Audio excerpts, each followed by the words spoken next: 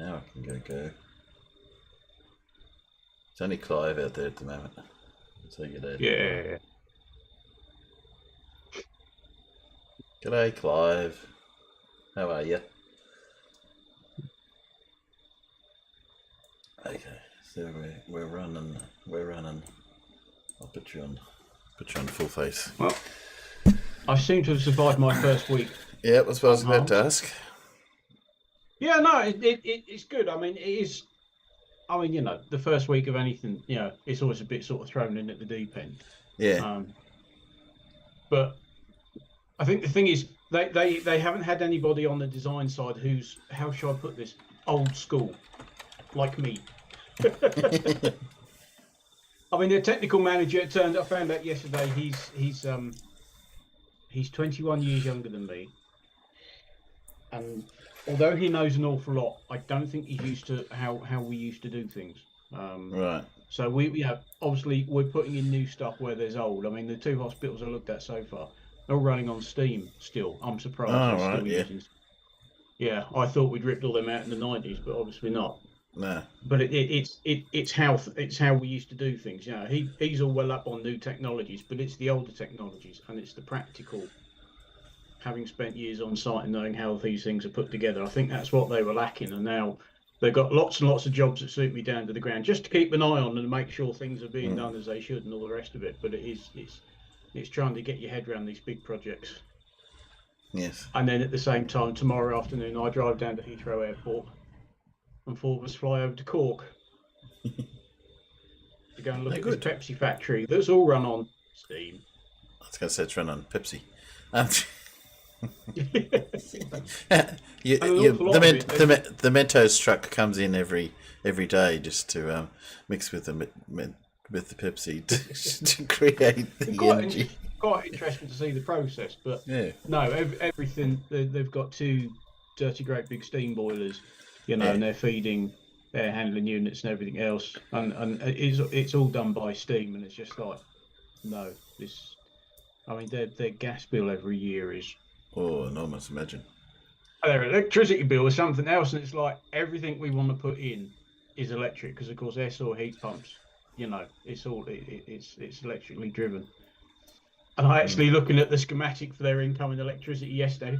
Oh, you've got a spare 650 kVA connection. We might need that. What is how big the site is? They got a spare 650 kVA. G'day, Judy. Good to see you. It's just a spare one, just hanging around.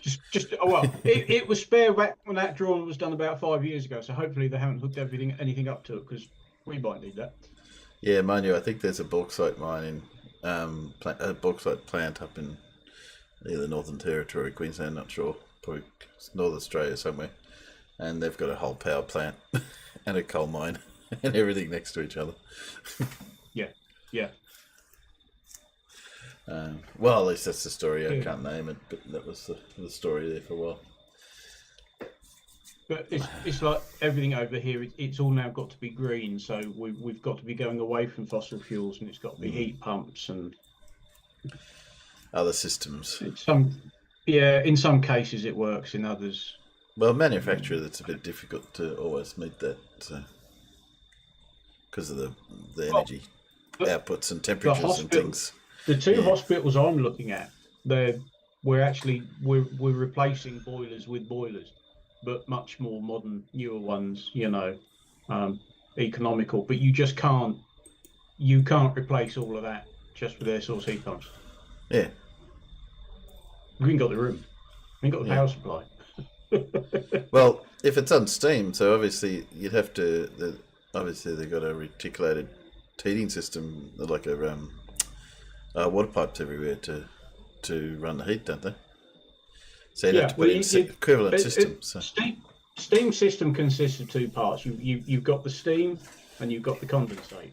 Now, you're trying very hard to keep condensate out of the steam. You want that steam as dry as possible. Yeah. So you've got everything that goes into collecting the condensate, returning it back, goes back to a hot well, and then that's fed back into the steam boilers. So basically what we've done is, you've got a huge distribution system for all this, steam and condense. in a lot of places, we can come along and put in another pair of pipes next to them. That's basically your hot water flow and return, the heat and flow and return. We have had to dig some big trenches and lay some new pipes. And eventually, because it's a hospital, you can't just shut everything down. We've got everything's got to run side by side. We've got temporary boilers in the temporary boiler room outside. They will eventually come into the energy centre once we've taken some of the old steam boilers out. We can't take them all out at once. It all has to be phased because everything has to be kept up and running. Yeah. And these are big boys, you know. 7 megawatts each. G'day Armageddon, g'day Imbal. I'm trying to work out Imbal's comment. Rudolph Julius Claudius. Rudolph Julius Emmanuel Clausius.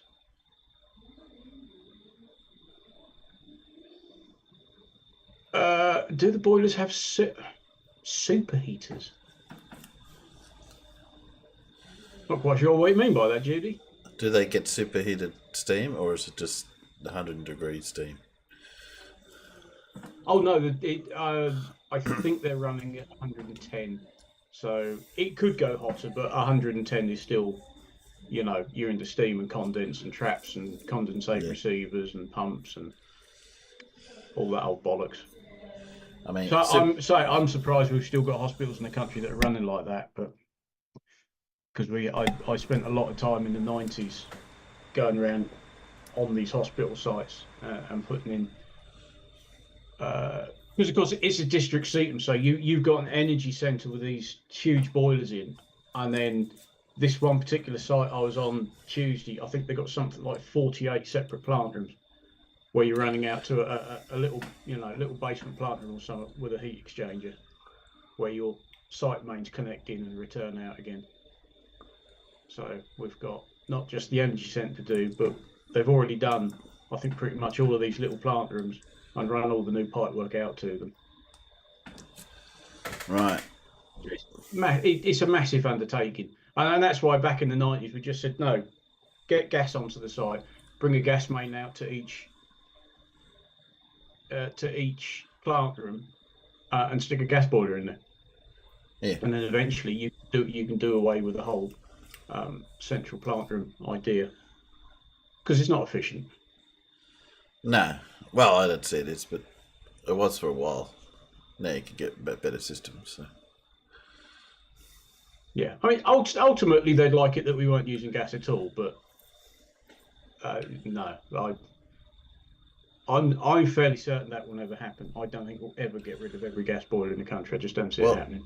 I remember in the 90s, so thought the gas was that was the cheaper and better fuel to have. So they were promoting gas heaters. Cleaner than coal, you know. We went through the whole thing over here of shutting all our coal mines down because they were getting exhausted anyway. So it was like, oh, you know. And gas was taking over, and we'd get new gas supplies, gas fields are found in the North Sea. Yeah. Which they're still finding, although we tend to rely quite heavily on the Russians, which isn't necessarily a good idea at the moment. No. Oh, that brought me up on the what's the name of that canal that Poland was putting in? Poland. I'll forget now. Poland canal. Vistula Spit Canal. Don't know if you know that one. This canal, which they put in. Let's see if I can. This shows it. Maybe not. Yes, Emball. Insulation. If you put in an air source heat pump, your building has to be as well insulated as you can to make it as thermally efficient as you can. Yeah. It's not always very cheap. Unfortunately, this doesn't show it. But this canal is built by the Poland, but Russia has this Principality, whatever that is you call it, up here. So they control all this sea up in here, which is the way in and out of the Vistula Lagoon. And are you supposed to be sharing anything? Can you not see it? Hang on. That makes it hard. You should see it on my camera. I can in YouTube, just not in here. Sorry, I hang on. put this over to YouTube. That would be because now you should be able to see me. No, that's better. I can see what you're about now. Yeah. So, the Vistula Lagoon. I was looking for a better image. Let's see if I find Google Earth. Why not? Vistula. Oh, yeah. I know roughly where you are. Google Earth. I've sort of been using this Google Earth over Google Earth Pro a little bit, but I still prefer Pro for a few of the more technical things. Yeah. Yeah, there's logo. We know where logo is. I need to put the world the right way around or I get lost. The way we used to seeing it. Yeah, so now this country here, which hopefully it will tell me what it is because I can't remember what it is. Come on, tell me the country name. So small that it doesn't even have a name. It does have a name. Oh, it'll have a name. Just can't remember what it is. Yeah. What's between Lithuania and Poland? Well, yeah, that's your first trivia question for the night. Well, apparently, so this Vistula Lagoon, this country is controlled by Russia, right? It's one of the Russian ones. And Poland, access to one of its big seaports is down here, right? But to get there, they have to go up through this part of the lagoon and then out here. And that part is controlled by Russia. So they decided to put in their own little thing. This is, you can see it being built here. It's actually functioning now. So it's only a kilometre long. I bring it up because the interesting thing about it is that it's a lock. So it's only a kilometre from here to here. The water has a natural exit over here. Yeah. Yet the water levels aren't the same. Huh. Which says something. Yes. Oh, yes, that's why it wasn't coming up with a separate name, because it's part of Russia, isn't it? Yeah. It's isolated chunk of Russia. I think so, yeah. It does have a name, but I don't know what it is. Yeah. Kaliningrad. The capital city is the name of the region. Must have a city, must have a country name. Or a region or something like that. But I suppose. Well, the region is Kaliningrad, and the capital city of that region is Kaliningrad. Yeah, and it's part of Russia. But it's sort of cut off from Russia, because obviously it's got. Well, this is a problem. It wasn't. When it was the USSR, all of that was one country. Yeah. Poland was part of that. But with the collapse of the USSR, you've now got this little chunk of Russia stuck out on its own, with several countries in between it and the rest of the country. Thank you. Enclave. Is it exclave or enclave? Enclave, I think. Or bearclave. I don't know. Anyway, I'm going to look a little bit more into this one. I came across this one recently because it's only been finished recently. That's interesting. Yeah. It only takes medium-sized ships at the moment. They're going to make it wider eventually to take big ships. Get the big boys through it. Yeah. But interesting because it's only a metre different. And there's no lock on this waterway, as you can see. So yeah, but there is down at that end. Huh. If water finds its own level, yeah. I mean, I know the risk. That is ironically one of the few things that flat earthers get right. Water does find its own level. Yeah, but right. Thank you, Clive. It is an exclave. Yeah, exclave. Yeah. Anyway, I just thought I'd bring it up. It was interest. No, it's cool. It came up. They're, exclaves require a container. Was that enclave?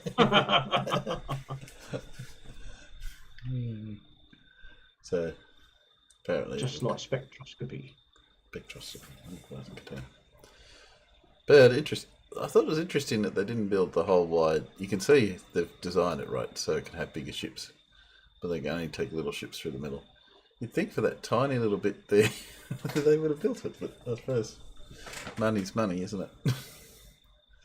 Money is indeed money, and yeah, it's a matter of how big you want to go. Because when you see photos of US aircraft carriers Yeah. going through, like, the Panama Canal or the Suez Strait, and it's like, yeah, that waterway's really not that big, is it? Not when you try and punch something like that through it. Nah. Well, it's And got some of these container ships, I mean, they're just bloody huge, aren't they? yeah. Well, it's interesting from a civil point of view because it's got two swing bridges. There's one of them there. So the roadway Yeah, has a swing bridge to get across the canal, and then obviously they must have a whole lot of port facilities and customs and stuff managed through here, which is why I suspect that there's a whole lot of buildings. But yeah, and a big headwater, of course, to stop the ocean surging back through. So yeah. interesting. Anyway, say la vie. Oh, it was Koenigsberg, right? Ah, that's starting to make a bit more Koenigsberg. sense. I don't know that. Don't know this region at all. Funny enough, I've never been there. No, I haven't, but it's I would think you hear more about that sort of stuff because you're closer than we would. it's That it's area. yeah, it's been through a lot over the years. Let's put it that way. Yeah. And of course, Lithuania is where Marco Ramius came from. All right. Some things in here don't react well to bullets. And the Baltic Sea, of course. I never really cottoned on how enclosed the Baltic Sea was. Very. Very, yeah. Makes Denmark and Copenhagen very important through there. How you get back and forth. Is that a bridge? Yeah, it's one of the reasons the Bridge, Germans were quick to occupy during the Second World War, because a lot of their naval bases, when the U-boats were sailing forth, they had to go through the Denmark Straits to get into the North Sea. Oh, okay. It's because I assume because what your Because they're all in Berlin's that. A lot of them were in that part of it. Yeah. Yeah, Berlin's there, so that means you've got quite a few ports and stuff on that part, don't you? Yep.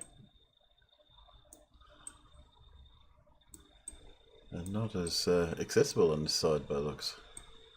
There's a bit there, here and there. But, Yes, Germans. Let's not talk about the war. During the war. During the war.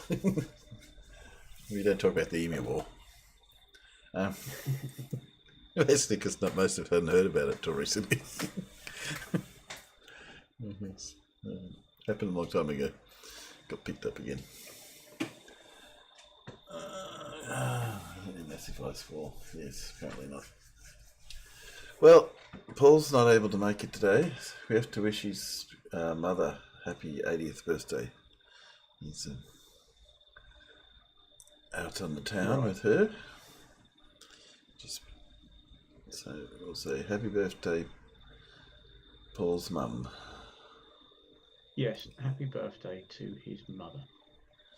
So it's just you and I don't know really where everyone else is. No, I don't know. I haven't seen anything from. We can have the whole show to ourselves. Matt only can't get out as much as he used to. I was on Gems the other night. Matt turned up. He said about 2 sentences. Had a bit of a go at whatever flat earther was going on about, whatever at the time. I can't remember what it was.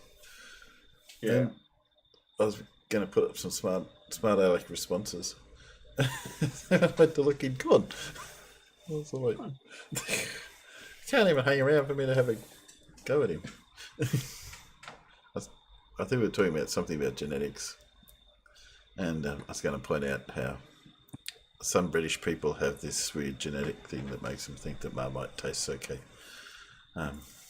Marmite tastes bloody brilliant. I don't know what you're on about. Yeah. I love Marmite. Yeah, but Matt is a very strong defender of Marmite. Yeah, same here. And he gets a bit outnumbered when he comes in and all the Aussies are on in gyms. Yeah. Get off. We're not Well, doing that. you tend to get you Aussies and us Brits at about the same time. We come in of a morning, and you're coming Yeah. in sort of at night. Evening, And yeah. Our evening, yeah. Your morning, yeah. yeah. So it gets Although interesting. I've not missed it at all this week, I have to say. Oh, no. It's been very quiet. All the Yeah, I suppose Merle's still blocked from there, and I know. Oh, no, he was. I was there when he was unblocked. 8 minutes. Oh, right. And he's blocked again. So that didn't last long. No, because he can't. Bless him. Well, he can't help himself. He's still in his angry at the world phase that he's currently in. So yeah, that didn't last long. I mean, He's been like that for years. yeah, he had sort of been, reasonably okay. He'd have meltdowns, but he'd sort of come back. But he's just gone into a rage against the world for all the time, which can't have a conversation or a discussion or anything like that. So.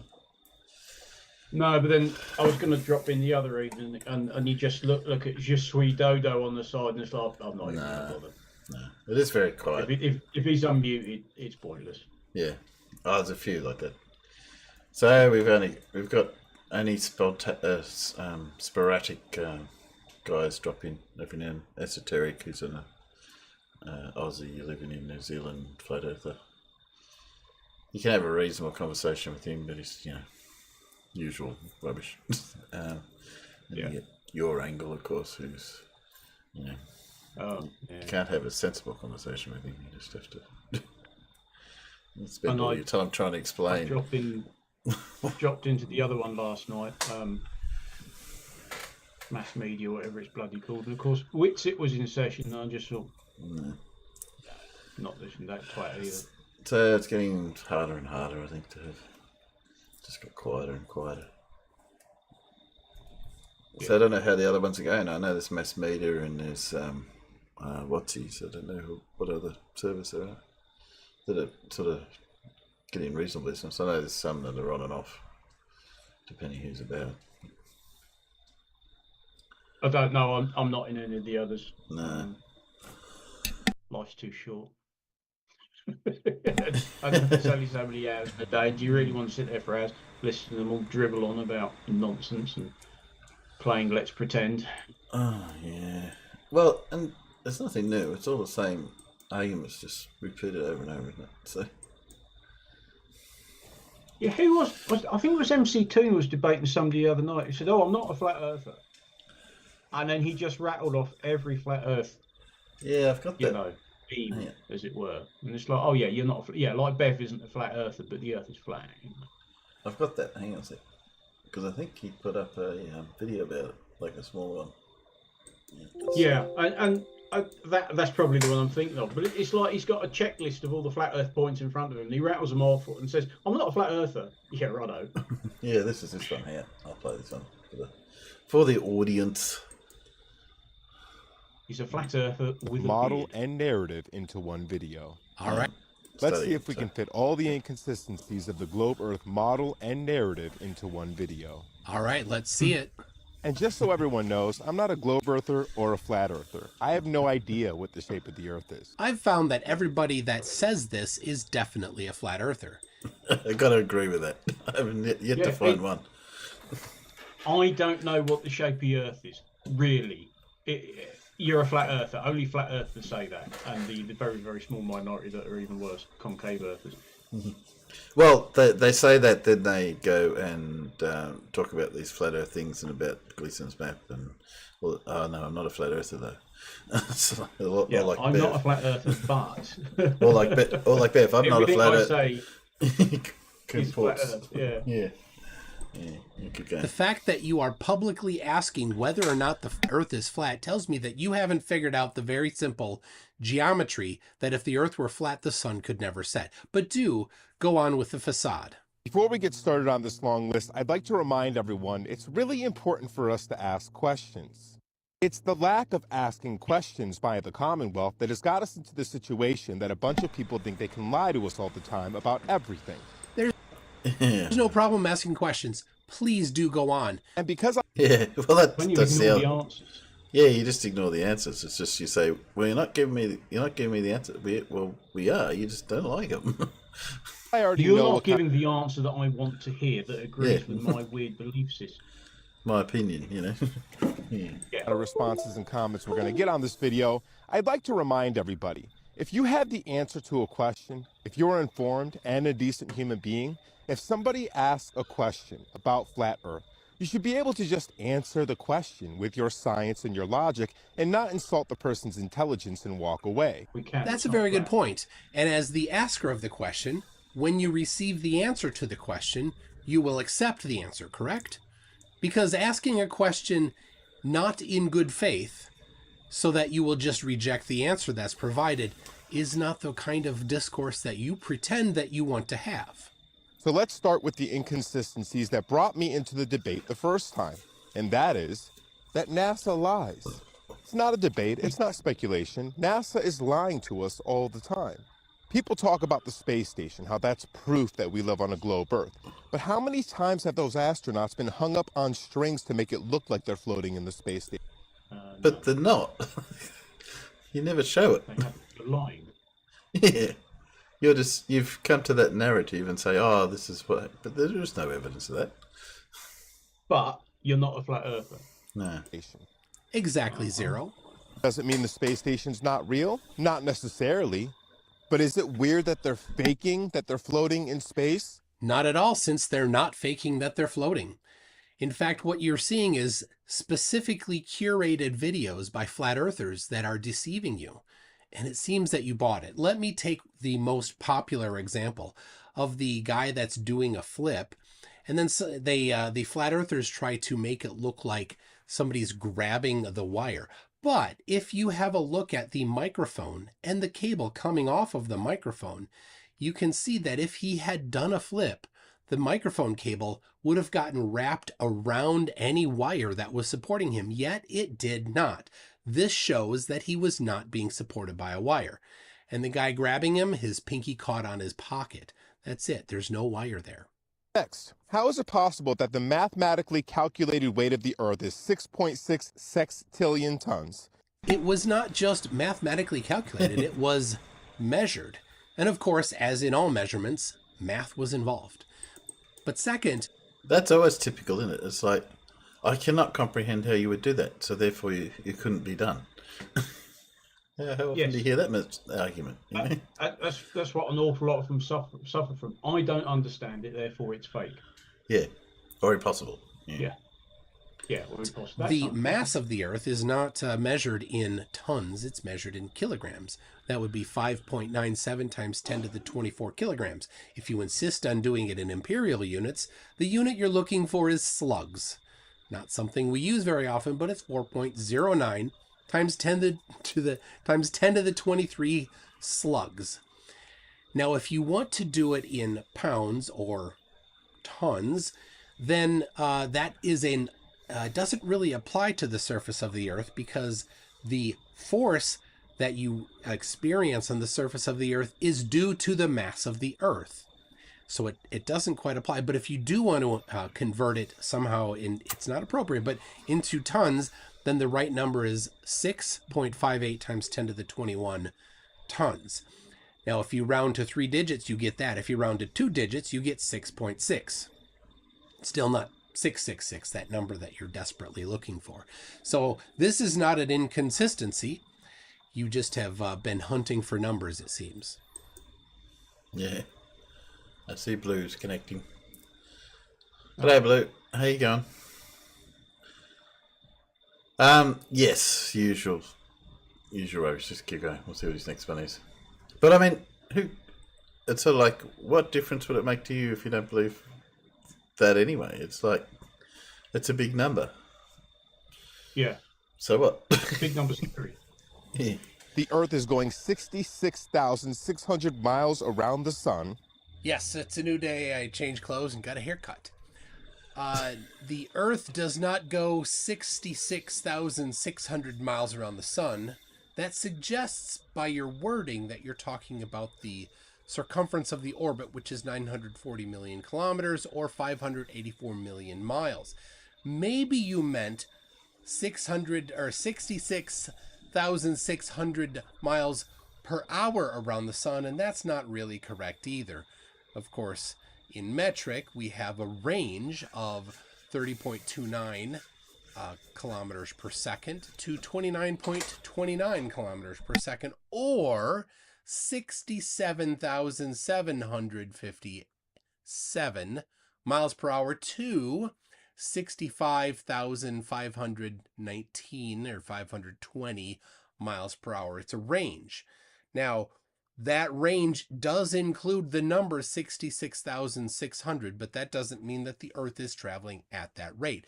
Just like if you were to drive on the freeway between 65 miles an hour and 70 miles an hour, you will at one moment be going 66.6 miles per hour. Does that mean that you are traveling 66.6 miles per hour? Only for that one instant. So it's a very disingenuous to claim that the Earth is traveling at that particular rate. Sorry, to my mic back on. I like Toon, but I do think he's sort of made this whole thing a little bit way too long and a lot of numbers, and it's just gone past. Yeah, there's a little bit of that, Yeah. Now, if you're going to talk about the average rate, you should not be rounding to any particular number either. And of course, these numbers are done in metric because this is science. We do science in metric. And it is on a 23.4 degree tilt. And off the other side of the 90-degree angle, that's 66.6 degrees. Yes, the angle to the ecliptic of Earth's tilt is 23.4 degrees. Now, applying some arbitrary math by subtracting it from 90 does give you a certain magical number that you really like so much, I can tell. But also, applying arbitrary math to your name, King Mygon, also results in 666. I know you're going to love that. I also checked out the other name for your channel, which is the Cosmic Man, and applied some arbitrary math and discovered that it also equals 666. And while I was at it, I tested, does flat Earth equal 666? And indeed it does. Now, you can find 666 or variants of it if you want, wherever you want. It's just a hunting for numbers. So I had a look at flat Earth, and I discovered that from the North Pole to the Tropic of Cancer is 66.6 degrees latitude. Ooh, flat earthers. And also from the outer ring of Antarctica, where the ice wall supposedly goes down, to the Tropic of Capricorn is 66.6 degrees. I also discovered that the speed of the, you're going to love this, the speed of the sun as it orbits the center of flat Earth is 1,666 kilometers. You see, if you go hunting for numbers, you can find numbers. It's not an inconsistency at all. What it is people lying. So, Mygon, you seem to have a problem with people lying, but you have lied here a few times. If you would lie about that, what else would you lie about? Up next is the rainbow. Understand that the rainbow is a projection from a prism. This nonsense about rainbows being shaped like that because of the shape of raindrops is absolutely ridiculous. Just because you don't believe it doesn't make it wrong. True. Yeah. Rainbows are formed because light bounces inside water droplets in the air. And because of the angle of the raindrops in the air relative to the viewer, you see them and the colors are stacked in a particular way. Due to this geometry, it's very particular, it's well understood. But you are going to say nuh-uh and then present something significantly more well-researched and based in geometry and physics? I can't wait. The rain is not the prism. The rain is the screen. Even if the rainbow was being projected through the rain, it wouldn't be shaped like each individual raindrop. It doesn't make any sense. It'd be shaped like the entire prism of the sheets of rain. And since all sheets of rain take on different shapes, it's impossible that the rainbow is being created by the rain. You worked that one out? So the falling sheets of water are prisms. Yeah. or that they form a prism. But How?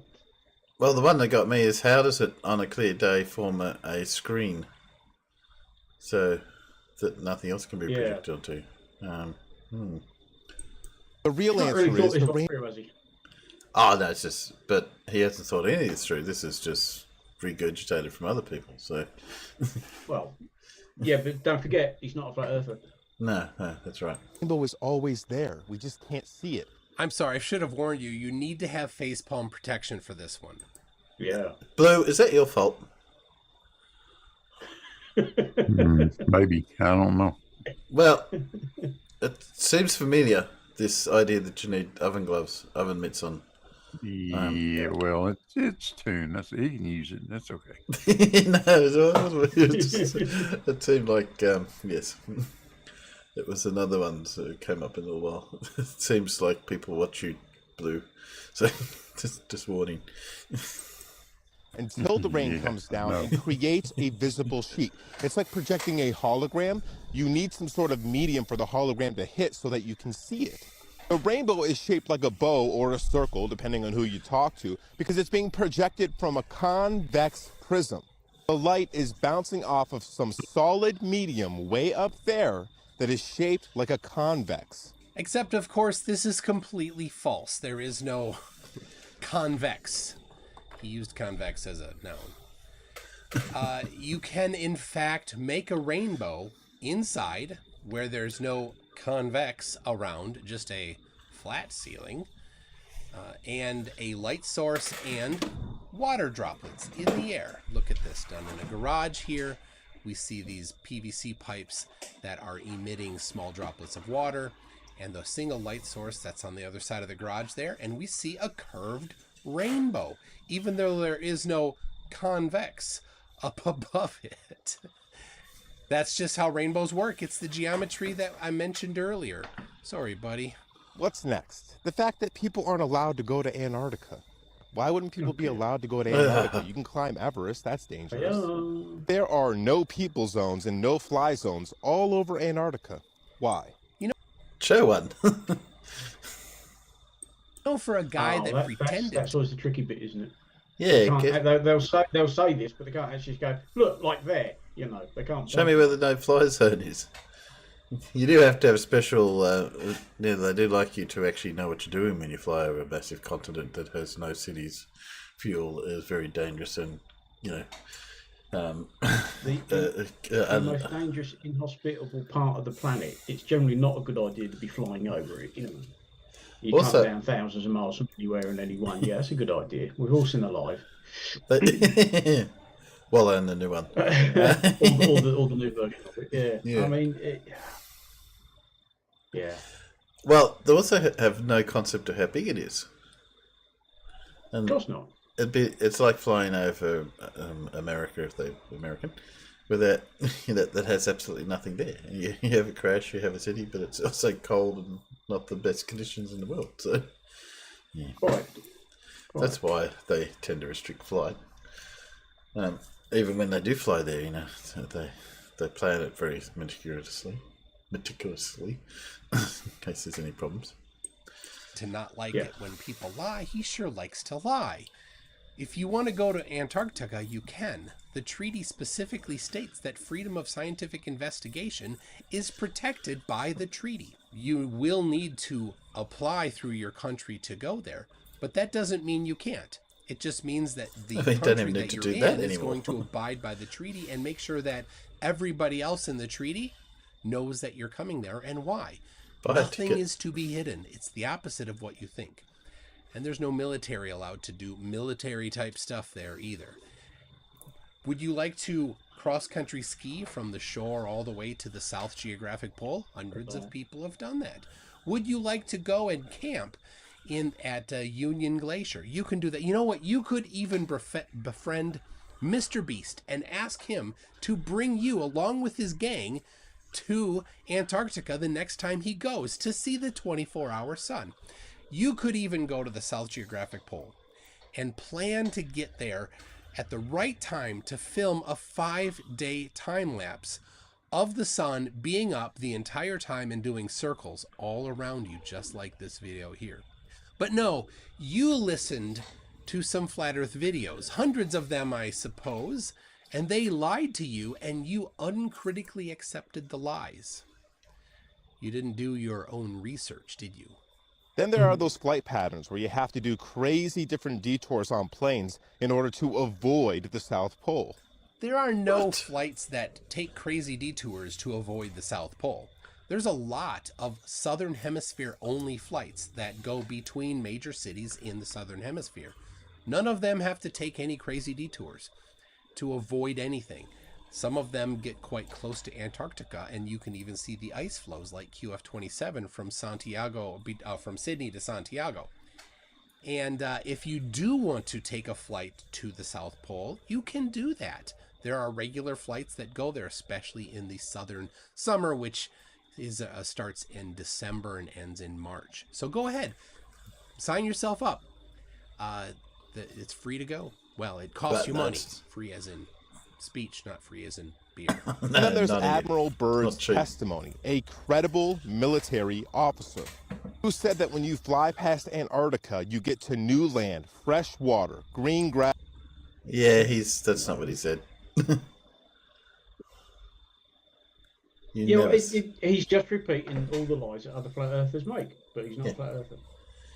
There's the one interview where he says there was land beyond the South Pole, but in context of what he's saying, it's in reference to if you go from America down to the South Pole, there's land further along.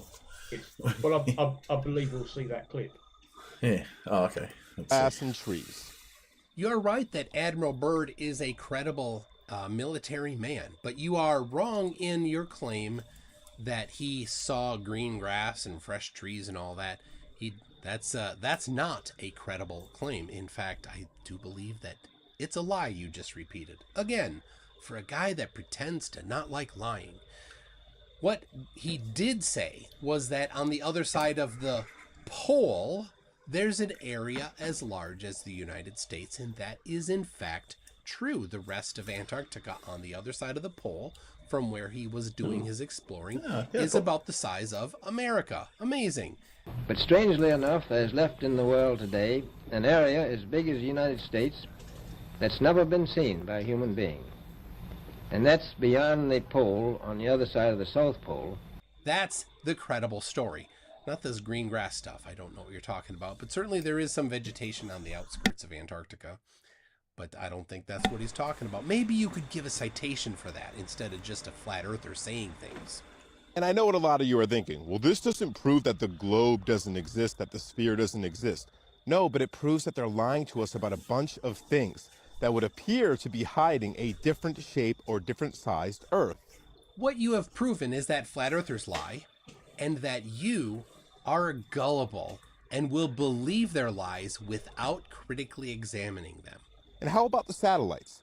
Well, if satellites can go into orbit and spin around the Earth, then why are so many of them attached to balloons and brought to the upper atmosphere? They don't. Those are not satellites. They have different purposes, and they only go up for a short time, and they do something specific that a satellite could not do. The issue again here is that when we ask these types of questions, we don't get good answers. I Don't get the answers you want to hear. have never had anybody tell me why some satellites are on balloons and some satellites they put out into orbit. You'd think if you could get a satellite into orbit and it stays up there for a really long time, why would you do all the logistical pains and extra equipment to put a satellite on a balloon and float it across the sky, have it land, and put it back up? And you'll still have people say that those satellites don't exist with the balloons on them, except we saw one fly over Montana last year. That also was not a satellite. That appeared to be some spy craft sent potentially from China, but it wasn't a satellite. And now we have pictures and videos of them launching these satellites attached to balloons at some really cold place, probably Antarctica, probably one of the reasons we're not allowed to go there. Yep, balloons are launched from Antarctica. And yes, you can go there. Stop lying about that. And there's the videos of all the pilots saying that, yeah, the Earth is flat. They never have to course correct for the globe. It always goes in a straight line. Are all those pilots part of some wacky conspiracy to get views on the internet? I think it's highly unlikely. When flights are planned, they use globe-based maps every single time. And the distance between points they need to know, because when you're loading the fuel into the plane, you want to know how much fuel to put in, otherwise you might run out, and that's a very bad thing. Or you might have too much and you'd have to dump fuel just to land because you'd be too heavy. So they need to know that distance, and when they do that, they'll use either the Haversine formula or the Vicente formula. These are trigonometric formulas based on the sphere or an ellipsoid that calculate the distance between 2 points. Now, never do they use the Pythagorean theorem to get the distance between distant, far points on the surface of the Earth, so they know how far it is in the airplane. That's because the Earth is not flat. If the Earth were flat, that would be the way that they would do it, but they never do. So they don't need to course correct. They plan their course, their route, based on the globe. And as to the claimed pilots that say the Earth is flat, well, name them. Who are they? Are you talking about those out of context montage videos of people asking pilots things? Give me their names. Go ahead, give me their names. I think that those pilots were just messing around, but I'd love to talk to them. Give me the name. I'll look them up in the FAA Airman database, and I'll bring them on my show. But I think you won't. I think you will never find an actual long-range certified pilot that says that the Earth is flat and will back it, that has the courage to do it. Not even an ex-pilot that will back it up and come talk to me. No, that won't happen. Never will. But I'm open to it. Let me know, mc2 at mc2.net, if you have a pilot that wants to talk about flight charts on flat Earth. Let's hear it. And once again, I'd like to remind you, I'm not a flat earther or a globe earther. I think there's a decent amount of evidence to suggest that the Earth should be a sphere. But then again, there's also a decent amount of evidence that they've been lying about a bunch of stuff to prop up that theory. And every one of your examples so far are lies told by flat earthers. We used to be able to just talk about cool stuff and imagine and wonder. And now you got a giant majority of the population who are just bullies that are constantly trying to make fun of you for asking questions. Not making fun of you for asking questions. Upset that you would repeat lies without critical examination. But I will be very excited if you take my answers to the questions that you've asked and accept them instead of rejecting them, which is what flat earthers do. You say you're not a flat earther. Prove it. Don't reject these out of hand. Normal, reasonable, rational question. And most of them are keyboard warriors that are pretending they have PhDs in astrophysics. It's really pathetic. It's pathetic that we are punishing people for having open minds and asking interesting questions and trying to see the world in the truest way possible. All right, well, I did answer your questions, so now the ball's in your court, King Mygon. Will you accept these? Because you did not have the answers to them, so if I give you the answers, you have no reason to reject them.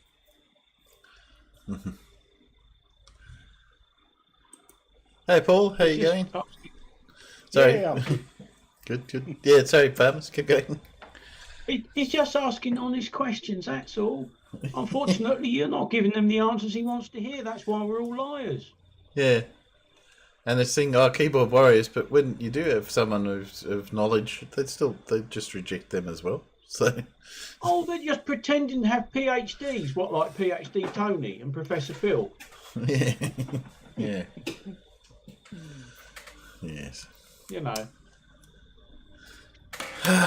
Hey, Paul, how you been? How was the party? Oh, it's been good. Yeah, it was good. Good We meal said- at the pub. We said happy birthday to your mum earlier. Oh, good. Yeah. Yeah, thanks. No problem. So obviously we haven't done your quiz yet, so we can hold that on for later. Sure. We'll just get started.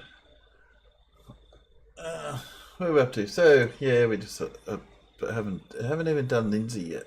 There you go. So that's where we're at. Oh, that's good because my mug's broken. Oh dear, he's still on the shorts. He's getting about, Mister. Yeah, I had a quick look and thought, oh yeah, he's still just sort of wandering around and pontificating. I haven't watched many. I just sort of see the thumbnails to say, No, oh, right. I think I did maybe watch one. It's just like, oh, it's just more the same old crap. Yeah. Maybe just making the most of the fact he somehow managed to escape the institution he's kept in. I don't know. I don't know. He's bribed a nurse or something. Can I just go out for half an hour, please? Please, I just want to wander up and down the beach aimlessly. He's out on boats putting innocent people in his videos, though. I don't know what the laws are like in New Zealand for that, but anyway. The authorities might have to put their feet down on that, I think.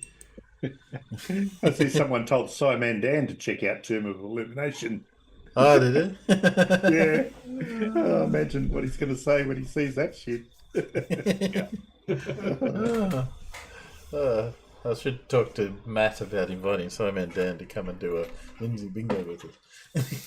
Just so he can listen to a Lindsay. Anyway. Well, did I haven't given out the what's it yet. Let's stick that up there. Oh yeah, bugger, I can't slope off and make a cuppa, can I? No, not if you want to win, Jay. And Blue's dying to Welcome. Wrong one. Blue's dying to finally win a Lindsay bingo. I can smell You it. can tell. He's itching at the bit. It's his.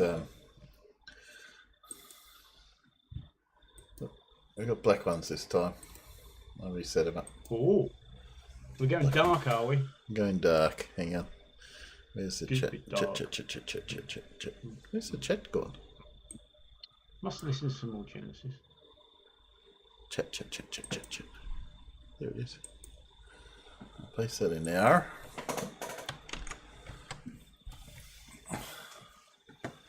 And I'll copy this. I think I might have to wait until we move offices and then I can properly educate my Your team. the two young guys I've got under me. All right. Yeah. Bring a radio in. The CAD guys next door got a digital radio. I thought, don't know. We'll see how the land lies first before I start educating them on rock. Okay. Generate card. Let's see what I get.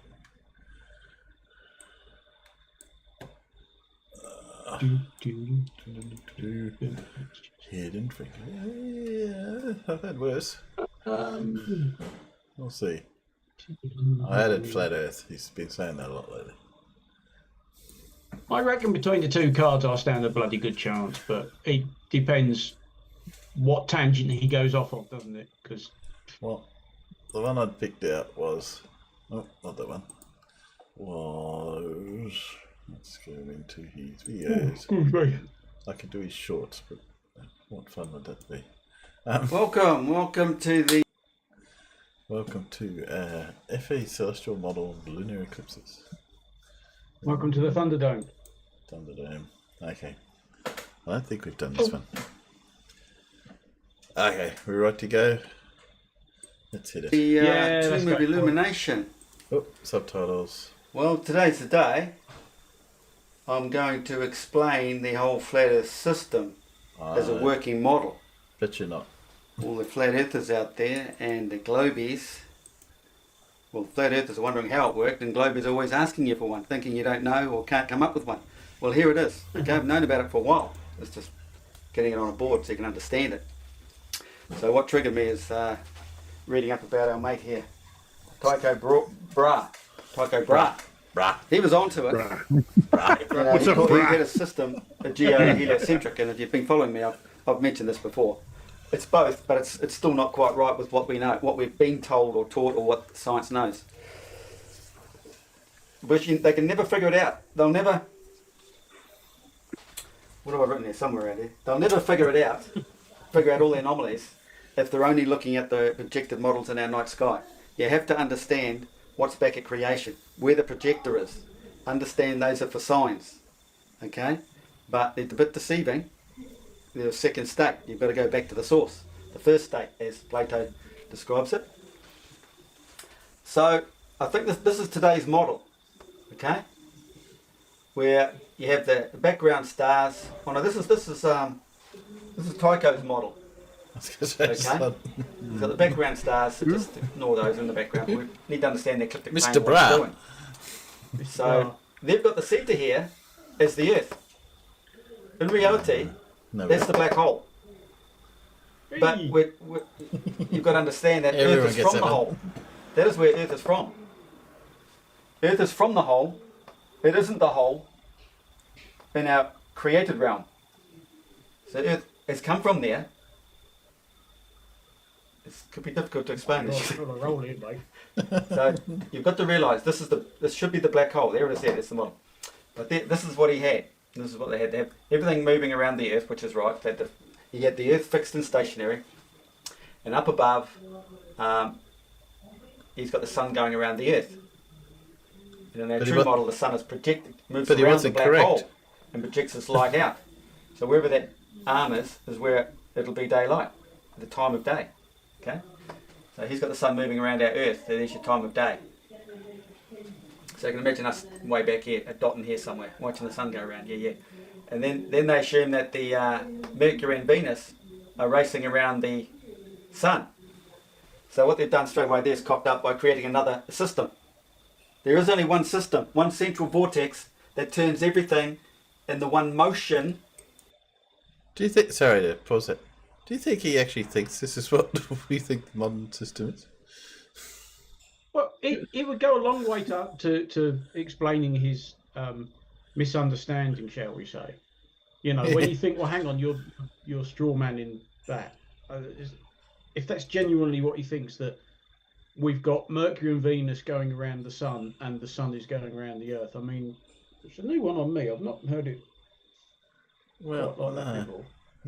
Yeah. But it would go a long way to understanding just How wrong he is. how he's Yeah. got to where it is, maybe. I don't know. But various speeds, because it's based on pressure or frequencies actually. As the wave gets weaker, red shifts away from the blue shift centre.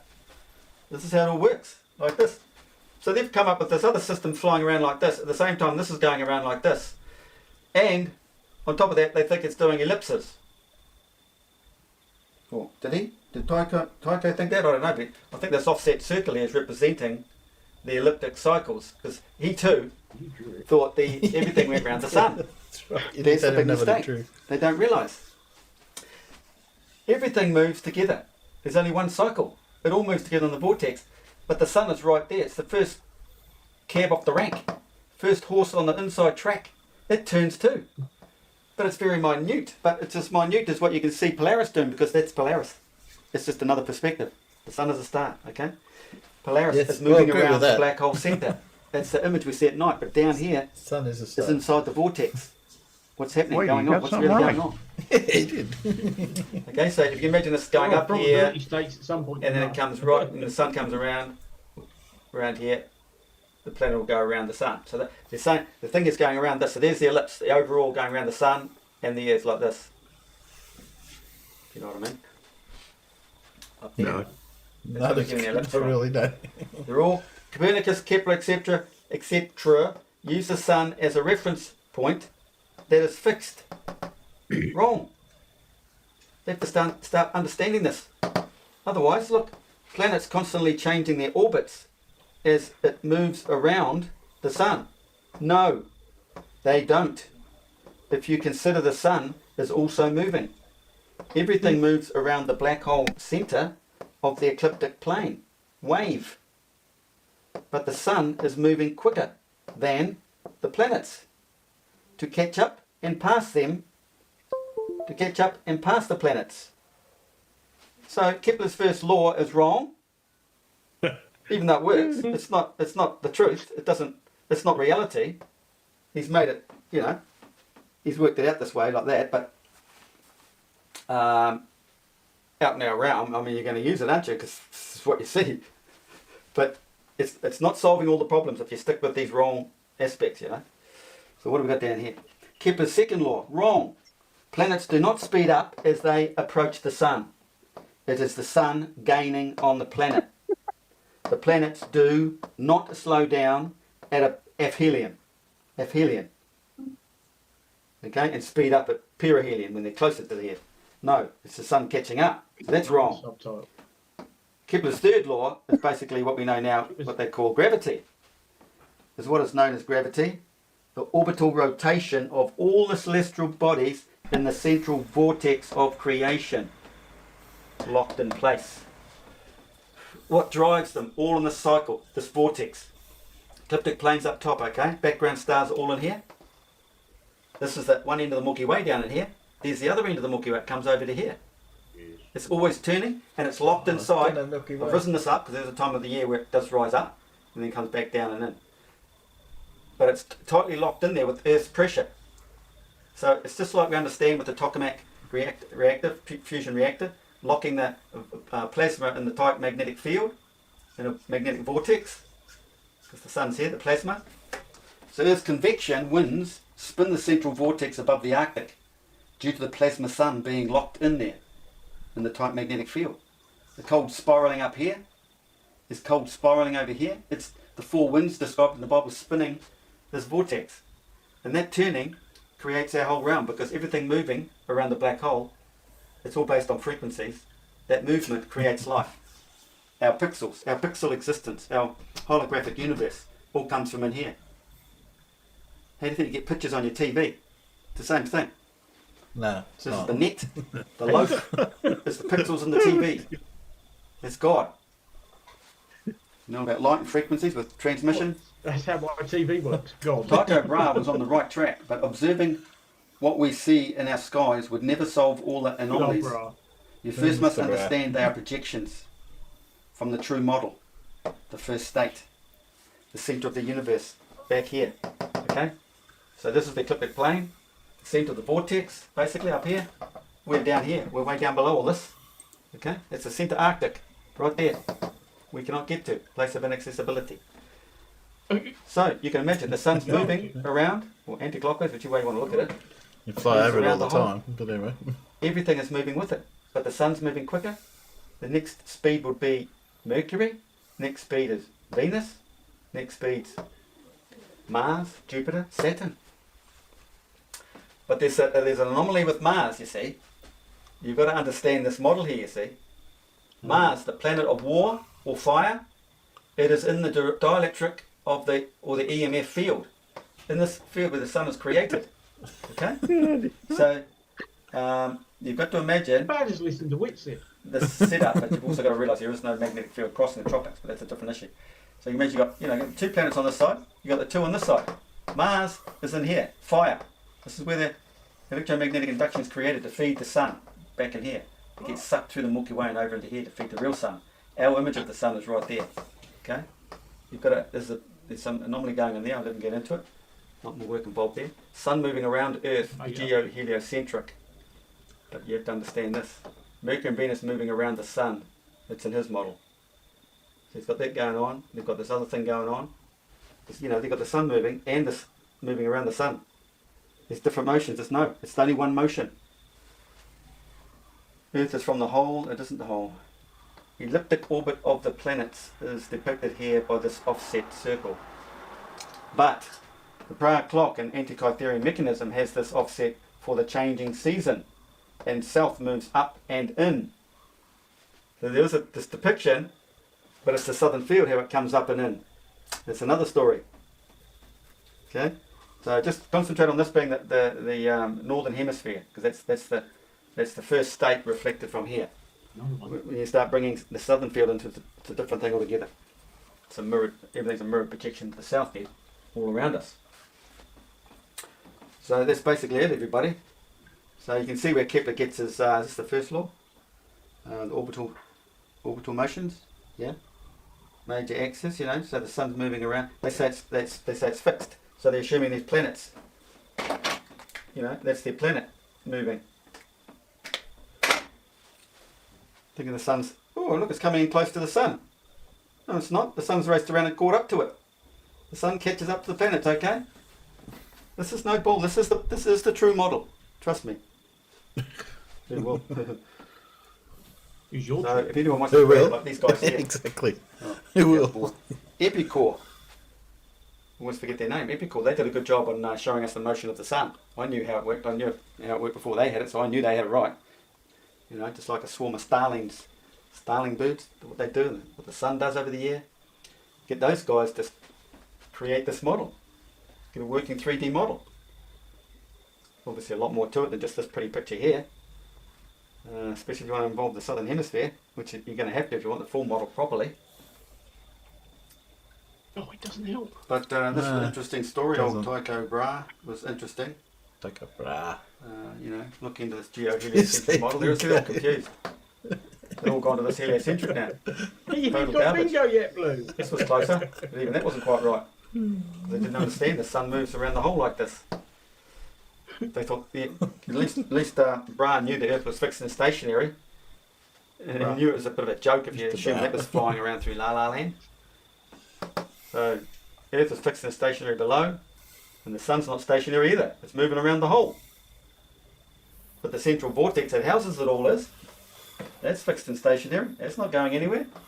You know, Polaris has always been Polaris. Wasn't Draco or some other garbage they talk about over the past? No, there's only one place. Yeah. Who says bingo? He said magnet. But you've actually got to have it, Blue.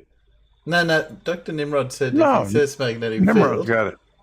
Nimrod, Oh, yeah, has says he? he's got it. And Nimrod, can you post Yeah, he your... did say magnetic field quite a while ago. Yeah, he definitely did because I've got it marked up. So, just for check, just post your link of your bingo card. I have got so many Please. things crossed out, and I've been getting closer and closer, but just... Look at my card though. I've got every corner and the 3 down the side. Oh, God, you got some right old crap on there, ain't you? Umbilical cord.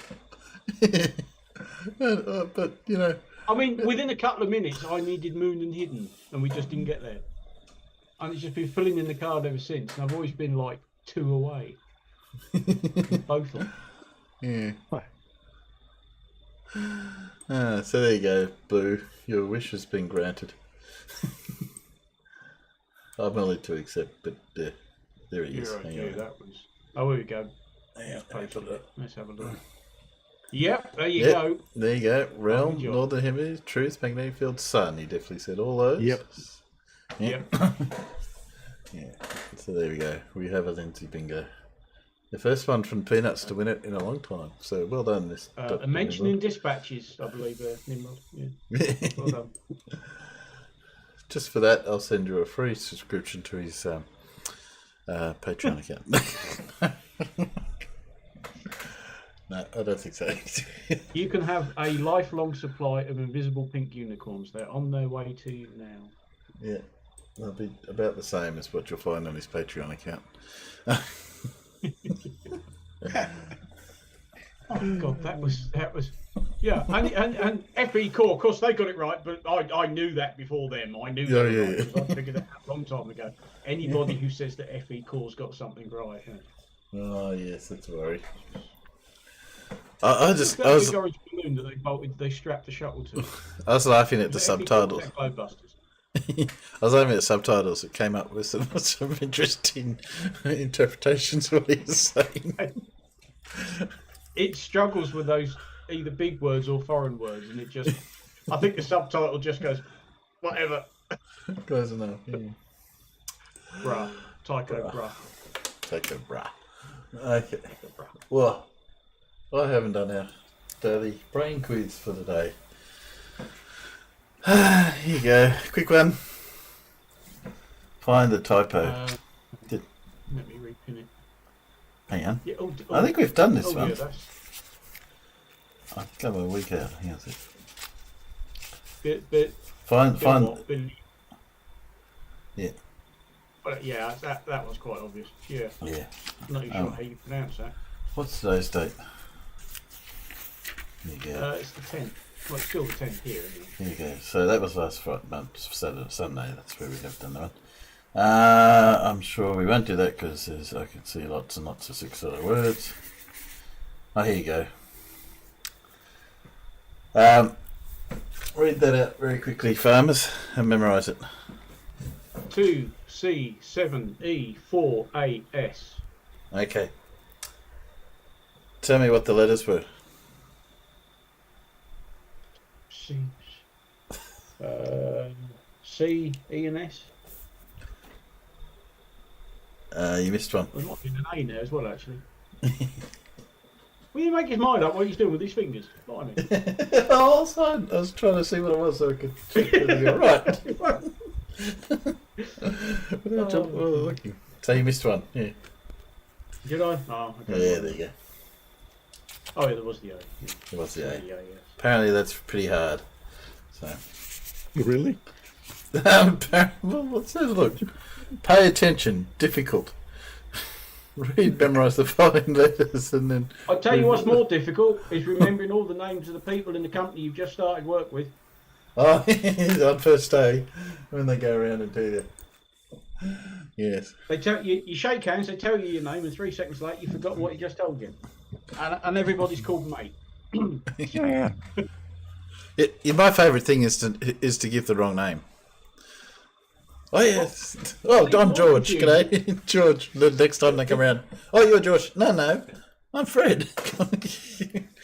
The 2 graduate engineers I'm sat with, one's called Anto. He was born in India, but he was raised in Northern Ireland, so he's got an Irish accent. And the other one, I'm not entirely sure which country he's from. His email address is Mohammed, but he's called Aslan. Okay. Because his name's actually Mohammed Aslan. Right. And they just thought, well, he prefers being called Aslan, but his email address is Mohammed. Whatever. Why can't you just be called Tom, Dick and Harry? It's so much easier. We got 4 Persians, and I'm still having trouble getting their names right, and I've been there for 6 months. Apparently, the number one hardest thing to say is "I was wrong." Oh yes, right? Yeah. Yeah. The second hardest thing to say is "I need help." Yeah. Right. And the third hardest thing to say is Worcestershire sauce. All right. Okay. Worcestershire sauce is difficult at all. I have a very large bottle of it down in the kitchen. I think it's only Americans have trouble saying Worcestershire sauce. Yeah. Well, only because it's spelt Worcestershire. Worcestershire. Yeah. Yes. Well, I was saying to somebody the other day, it's like the name Siobhan. Siobhan. Sound about that. Looks like Siobhan, pronounced Siobhan. Although I did hear someone complaining about school and schedule, and why you don't say schedule. No, schedule. Yeah. Yes. It is over here, but I've also met 2 people on their email system who put a rogue D in my actual name. Okay. It's like, look at my email address. That kind of tells you how my name's spelt. No, It does tend to give it away. Yeah. yeah. What do they spell it with? B-O-U-Y? E? What? Oh yeah. What are we doing next? What have I got? Oh, we've done our friend Lindsay. Oh, you got to listen to some Dell, I'm sure. No. Oh. No. Oh, I don't know. I haven't listened to this. I just saw the start of it. So I've time-stamped it where he's actually talking science. Well, his form of science. He's not outside with a hose pipe and the partly deflated football again, is he? No. Talking about force and motion. So, there you go. Being in front of a thing and applying force, motion to the thing is described as push. Now if we're now here on the other side of this and we apply pressure and we bring it in this direction, so we're now in front of the thing, people describe that as pull. Okay? Now these are relative to an observer, whether something's in front of you and you're applying pressure or whether something's behind. Was that Paul? Is there something We can to hear see here? Yeah, we can't see it. Ah, what is that? Hang on a sec. Well, having said that, this is now an ideal opportunity to go and put the kettle on. Yeah, sorry about that. There you go. I thought that was coming up. I missed it. Okay. Just a little bit. Not that you're missing much. Applying force, motion to the thing is described as push.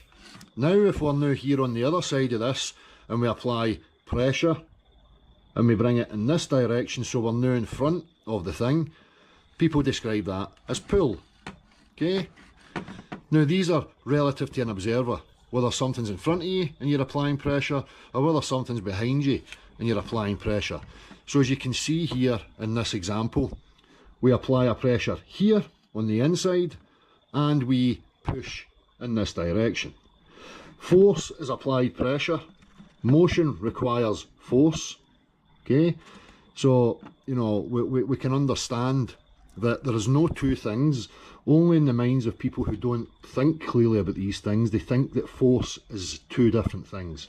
Okay, simply is applied pressure, whether it's in front of you or whether it's behind you.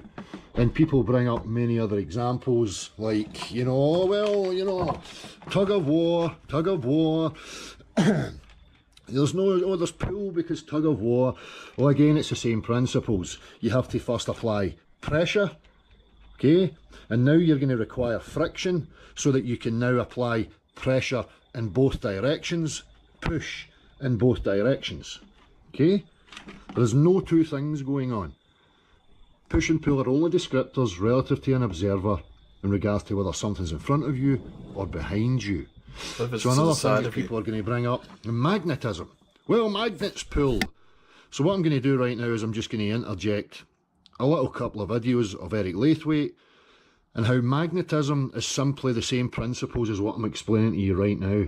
Magnetism's a flow in a particular direction. Something is flowing in a particular direction that's having an effect on other matter and pushing that matter in a particular direction. Okay, people want to argue about magnetism just for the sake of trying to evade the fact that there is no such thing as a pulling force. And many people have a bias and a want to evade the fact that there's no such thing as a pulling force because some people require it for a religious bias model, their worldview, a modelling of the world they want the world to be, and they want to make natural phenomena fit their model. So they evade and they avoid certain fundamental principles, like there's no such thing as a pulling force. So I'm just going to throw in the Eric Laithwaite videos here and you can see, and I may throw a little narration over the top of that, and then we can move on. Why do all these pieces of metal roll backwards along the field? To understand what's going on, I played this one a while back. the field lines over this motor.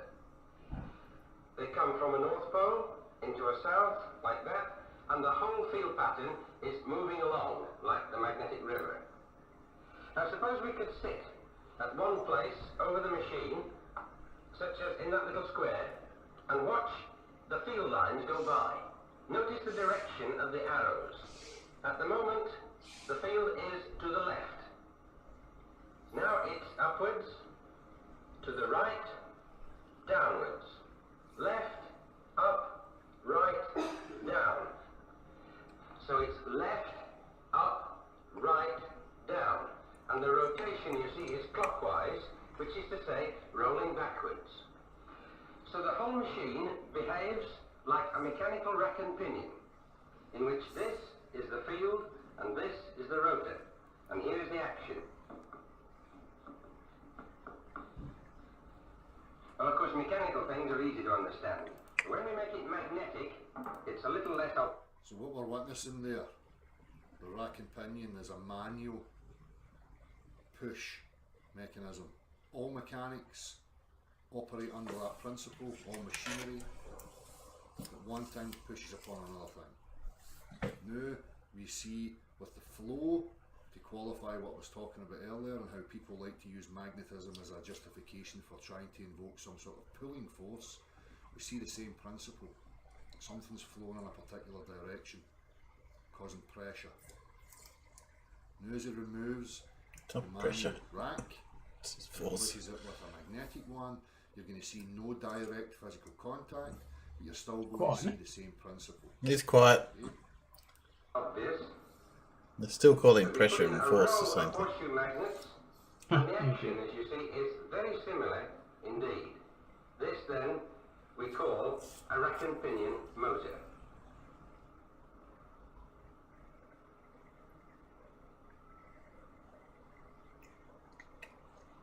Of what you Yeah, just said. probably. Instead of a row of Probably right, wells, John. we've got a row of rods.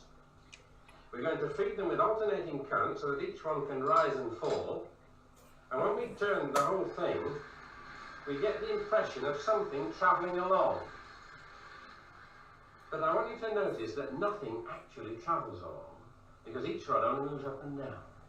The thing that makes it real is when we put something into one of the troughs of the wave. Then something real travels along, can make it go the other way. If you... And you can see in this example of trying to give a visual interpretation of magnetism, the same principle again is applying, where we have a push from the rods going up and down, causing the ball to move in a particular direction. watch an individual rod such as this one, you'll see that it's only going up and down. There is no horizontal movement at all. Only the ball is a real thing moving side to side. So now we're going to move on and discuss the tests and the observations. So I'm going to take it from the start. You know, this particular video here was the result of claims being made about buoyancy and density, or relative density disequilibrium. Now, to understand what I mean by that and what these people are talking about, they're talking about the natural layering that we have in reality, where, as we witnessed at the beginning here, when we showed the density tower, so the most dense at the bottom, the least dense at the top, and there appears to be motions going on. And what I mean by appear to be motions, again, I'm going to qualify that there only is one true motion vector, and when we see things falling, i.e. going down, that is an apparent visual thing. What you have to think about here is that people are claiming that there's, again, we've discussed, and it's so obvious for you now, that if we see motion, there's the presence of a force. So particularly when we're talking about something being in a stationary position and then motion happening, there must be the presence of a force. Okay, so what people think is that buoyancy and density, that being dense materials going down and lighter things going up through a particular medium, this is caused by its own presence. That being that the density of a material dictates that it goes down, and the less density of a material dictates that it goes up. Okay, like they have their own directional vector, they have their own source of motion, they have their own internal force, because remember, anything that moves must be in the presence of a force. So what would that force then be? What I was trying to explain to these people is that when we see this displacement and accelerometer, something going through the liquid to the bottom and air at the top, we're witnessing the presence of a force. Buoyancy and density do not exist unless they are in the presence of a force. There has to be motion in order for us to have the separation of buoyancy and density. Density wouldn't be related to a force, really? Just a property. Yeah. But, I mean, sort of generally on the right track, but except that one so far. Unless someone spotted something that I haven't seen, but they're sort of generally mixing up words, of course, like pressure and stuff like that. The displacement only occurs in the presence of a force. So this very first test was a prediction of mine, listening to people claiming relative density disequilibrium. Okay, now my prediction was that when I put this into free fall, that being in the presence of no force, because remember my postulation is that the force, the motion, is from the earth. The earth's in linear motion upwards. Now when I put that in free fall, detaching from the earth, my prediction was that nothing has an orientation. this thing which you see now sinking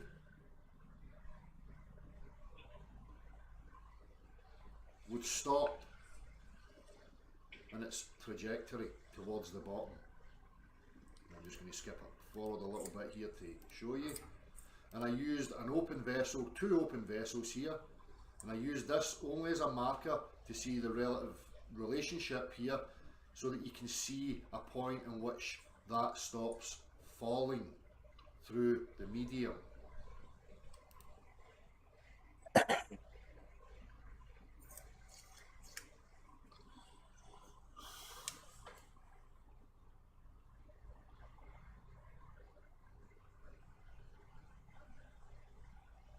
And if you stop and you pay attention when this reaches here, this is when I let the whole thing go. Again, you can see we're in the presence of a force, there's a displacement happening. Okay? And when it gets to here, I let the whole thing go, removing the force. And we witness no displacement.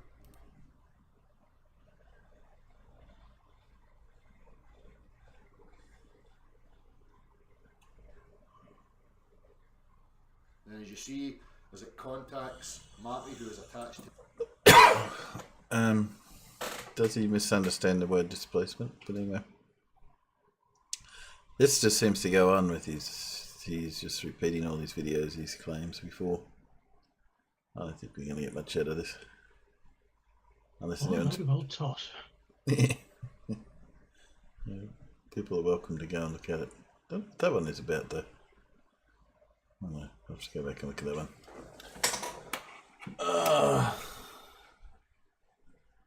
That was not what we need to hear, girls. Can't hear it all. Yes, fair enough. He's a bit quiet. And dull. And uninteresting. I think we should... Yeah, he was putting me to sleep. Yeah. He wasn't doing much good. How about, Paul, are you feeling like doing your quiz? Sure. How about I play an Everett, and then we might have your quiz, if that's all right. Yeah, sure.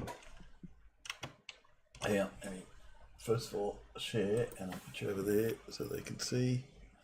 And share. Oops, not me share. Allow other people to share. There we go. Okay, Mr. Everett, let's play you. Yeah, being in front of a thing. Oh no, we've done that again. I just went through all that. Come on. Come on, be nice. There we go. Be nice, please.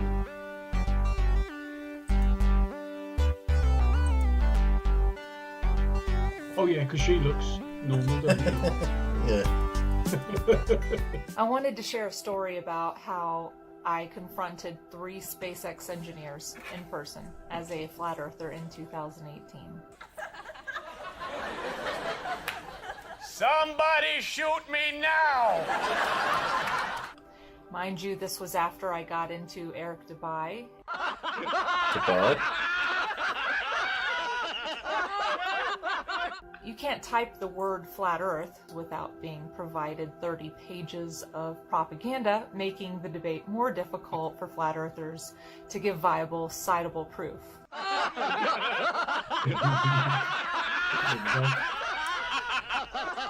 Just remember that there's flat earth hecklers that spend their entire day sifting through hundreds of comments on content that they allegedly disagree with. I'm the kind of guy who can roll with the punches, but as you can see, my wife and kids are pretty broken up about it.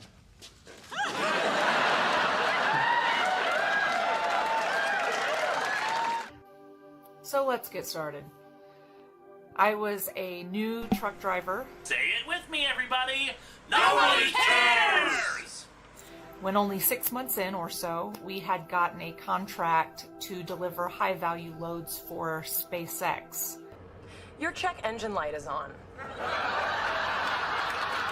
Yeah, it's okay. But the light indicates... bother. I've wasted many an hour tilting at that particular windmill.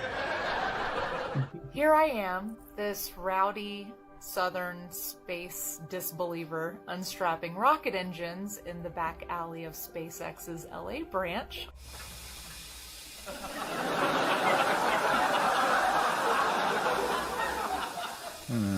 Oh, good news, the light just went out. Up walks several top facilitators to monitor their precious load, and we started to small talk. You know, I got a good mind to just go over there and give him a piece of it. Although if somebody had a good mind, why would they want to share it with someone they didn't like? I mean, that would kind of be like having your cake and meeting it too. And these three men, ages 20s through 40s, introduce themselves as engineers. And I say, I'm so interested in science, and I have a question for you all. What are you laughing at? Just life, it's a hoot. I asked, so once beyond the geomagnetosphere, how in the world do you guys build these rockets to withstand the debris and tens of thousands of Kelvin to propel beyond the Van Allen radiation belt? What is that noise? You! Simultaneously, all three engineers glanced at each other and then stared at their toes. Take me, God, I am ready to meet you! And their eyes stayed fixed there, at their toes, in silence. I can tell you why, too. But no one is listening! Yes. It was the longest awkward silence. Not for me, for them. It's as if I am in the room alone. These three men had no answer at all. This is an adult conversation happening. Well, not from what. No, it's not. Not from their point of view. It really wasn't. Nope.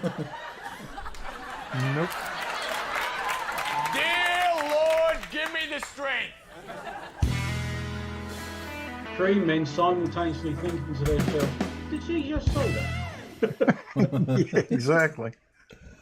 I wouldn't be very sure whether I needed to talk to her or go get a toolkit and readjust her. Definitely needs calibration. Yeah. I'd be saying, I just need to look on the other side of this rocket. Maybe we might need to retorque all that hardware she's got growing out of her lips. It's like the person knocking at the door. Do you know Jesus? Okay, Yeah, Paul. I see him down the pub the other week. Yeah, he's called Jesus. Jesus.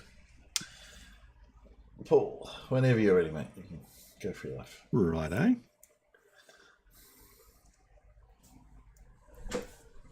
I haven't looked at the questions yet, so that's good. I did see this. I thought this was quite good.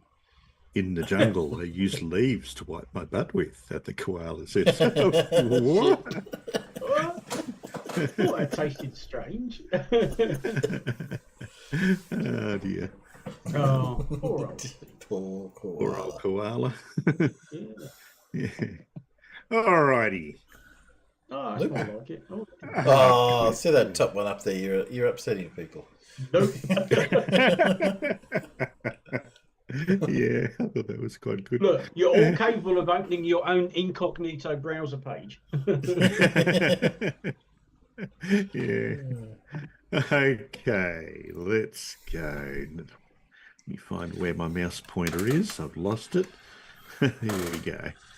Okay, question one. The release of this artist's second studio album in Australia was renamed as a parody of the Guns N' Roses album Appetite for Destruction. Who is this artist? Would this be an I've got Australian to- artist that I've never heard of? It is an Australian artist, yes. So that dates it. That has to be after. Oh, when did they release it to the world? 86, 87, because it came out. I think it came out in 86, and to the rest of the world in 87. So it's got to be post 1987, which doesn't narrow it down much. I haven't. I bet I've never heard of them. I bet you have. Okay. This artist first release beat Westlife's song "What Makes a Man" to become the UK Christmas #1 in 2000. 2000. 2000. Blimey. I can't remember. Don't pay a lot of attention to the charts anyway. So. Okay. Another clue. This artist featured parodies such as "Working in Sunshine" and "Is the Way to Sunflower Valley" on his 2008 album Nevermind the Breeze Blocks. Never mind the breeze blocks. I like that. I'm trying to think who does parody songs and album. Not Fleetwood Mac, no. Not Weird Al Yankovic, is it? No, I think I know. I think I know who it is, but I want to give people a chance, and I think they're looking in the wrong direction. Yeah. This artist duetted with Elton John on his version of Crocodile Rock on the final track of his first studio album, which also features a parody of Mambo No. 5 and the song Busy. It's actually one of his more popular parodies, yeah. It is, yes. Yeah. You'd probably I think you recognise might have the right person, Timbo, but just hang fire there for a moment. Yeah. See if anyone else gets it. That's not Swift Taylor's, no. No. This artist reached number 81 in the 2008 charts with the song Big Fish, Little Fish. I get the sneaking suspicion whoever this is doesn't ever get played on Planet Rock. So. I'm pretty sure might have been, maybe, yeah. I've got me doubts. But not Kiki D, no. You probably probably might be the most likely place you'd hear it. No. Name this children's TV character whose catchphrase titles his most successful hit, "Can We Fix It?" Really? You know who it is now, don't you? So this imaginary character released albums of songs? He did. Who was Really? it? Who was it? Who was it? Bob. Well, Can We Fix It? It is, I believe, Bob the Builder. This is Bob the Bob Builder. the Builder. Yeah, it is indeed. Bob the Builder. But Bob the Builder released albums of songs. Yeah. He did. Yeah. Well, I have to say I was completely unaware of that, and I'd like it to carry on that way. So I shall purge this from the memory. There you go. There you go. Huh. That's his Mambo No. 5. It was very popular. All right. Question Morning, chaps. Morning to you, Morning, Alan. Alan. Yep. Not Brian's logic. Question 2. This foodstuff appears between cereal and childlessness in Russell Howard's song on Things the Daily Mail says gives you cancer. The Daily Mail article in question on this foodstuff causing cancer, published in 2005, is about the illegal dye Sudan. What is this foodstuff? Between cereal, CE and CH. Cereal and childlessness. Gordon Ramsay once described this foodstuff as having an intriguing flavour in his recipe for Welsh rabbit. It's got to be cheese. Not cheese. No, not cheese. Cilantro. No, wouldn't be that. No. I just tasted soap. So, Production of this foodstuff currently occurs at a Midland Road factory. Would it be Marmite? Not Marmite, no. no. Nope, not Marmite. You'll kick yourself when you get this. This flavour of Walker's crisps is sold in a purple bag. I only do the Walkers, green bags, and That's red bags. hang on. Yeah. That's not bloody Worcestershire sauce, is it? It is. It Well, I is. was just thinking back to the Welsh rarebit, which is basically cheese on toast, and you put Worcestershire sauce on top of that, and then the purple bags. I remember Walker's Chris having that flavour. Yeah. Yeah. The packaging for the most popular variety of this condiment claims that it is the original and genuine, and used to claim that it was from the recipe of a nobleman in the country. Come on, Dora. I want you all to try and attempt to type that out in the chat and spell it right. Yeah. Name this condiment that was invented in its namesake city by Lee and Perrins. Yeah. Come on. HP sauce. No. It was indeed, and that's where I got that other comment from before. The 3 hardest things to say. I was wrong. I need help, and Worcestershire sauce. Just saying woo sauce would have been enough. That's what we call it. Woo Yeah. sauce. What's so difficult about saying Worcester when it's spelled Worcester?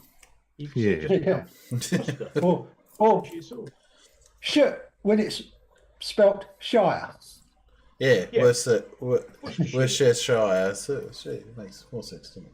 So it's like something the hobbits would. Well, I mean, like it's as bad as the Americans. I mean, come on, Kansas. Kansas. Yeah. Yeah, that always. We want to just name 2 Connecticut. different states, Kansas. Just put R in front of it. Yeah. I mean, they've got Kansas and then Arkansas, right? Yep. Yep. Or should Definitely. you say Arkansas and Kansas? Yeah. No. We can't. Learn about us. Believe me, we don't understand it either. We came up with it.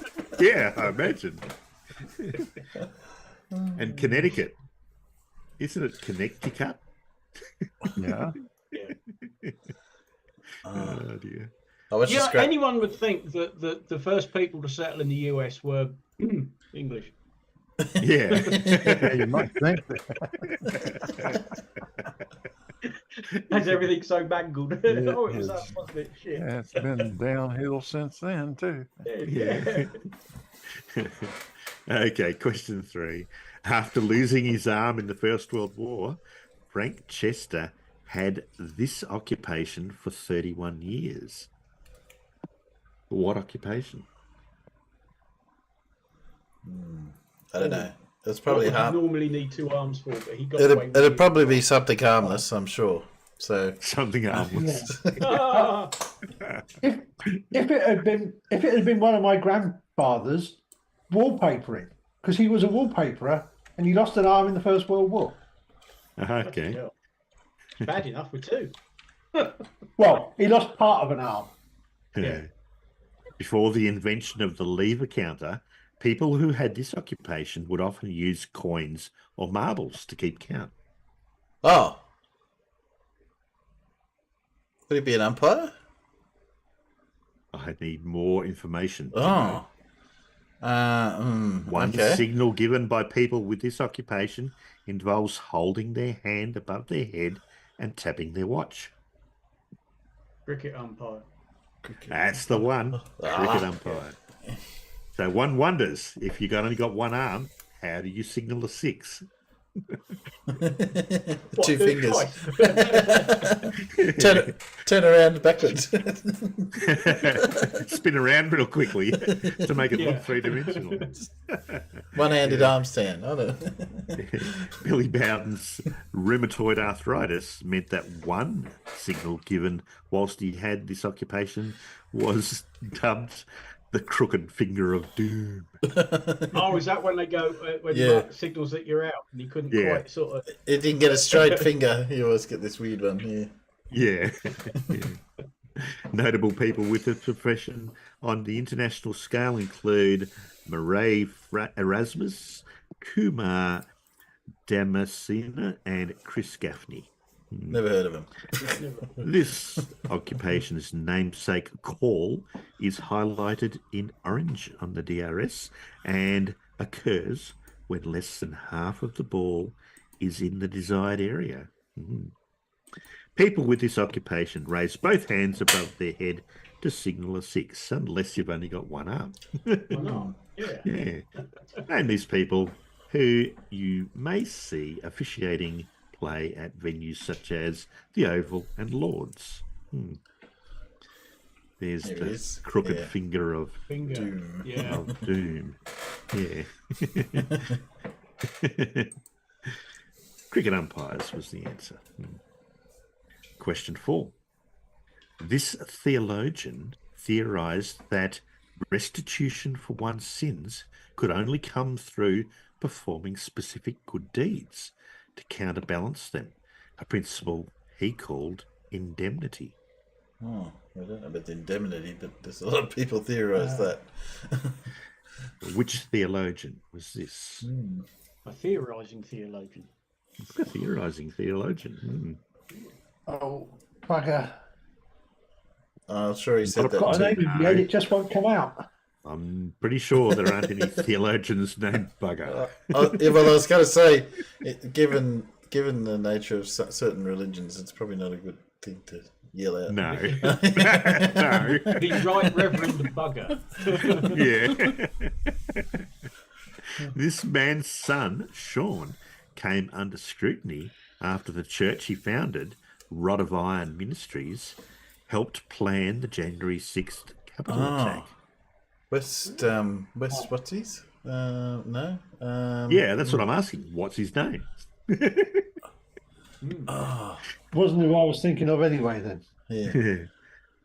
In a peculiar 2004 incident, this man somehow hosted a ceremony crowning him King of America in the US Senate chambers.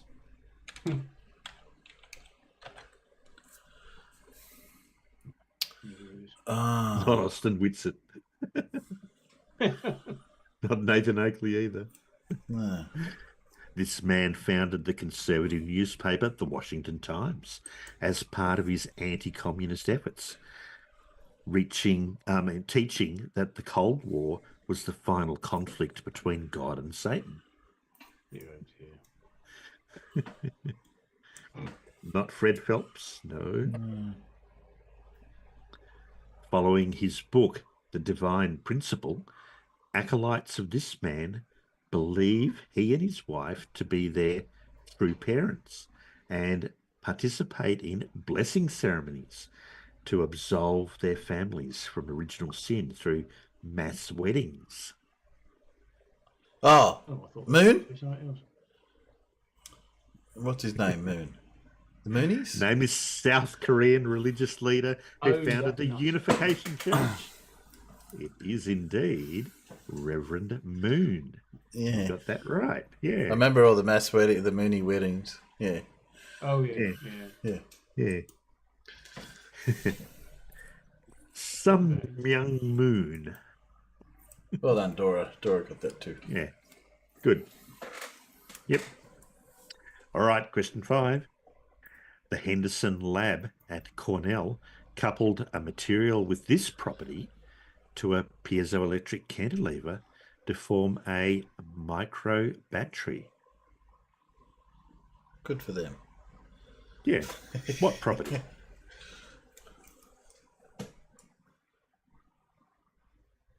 I was going to say resistance, but probably Nope. might be the opposite of that. A gold and silver plated dioxide with this property generates a current that decreases when volatile airborne particulates cause scattering in an ionization chamber. What is this property? Conductivity? Not conductivity, no. Okay. RDD. I don't know what that is. A molecule come on, with this property, which is very unusual, a molecule with this property was introduced to a lollipop before the chlorella alga inside was killed with methanol and analysed with 2D thin layer chromatography. You're going to need a container for that. Yep. You are. Come on. Yeah. In that experiment, 3 phosphoglycerate was identified as the first molecule to obtain this property, revealing it to be the first intermediate in a Calvin-Benson cycle. Okay. Come on, Clive. You need to answer this for me.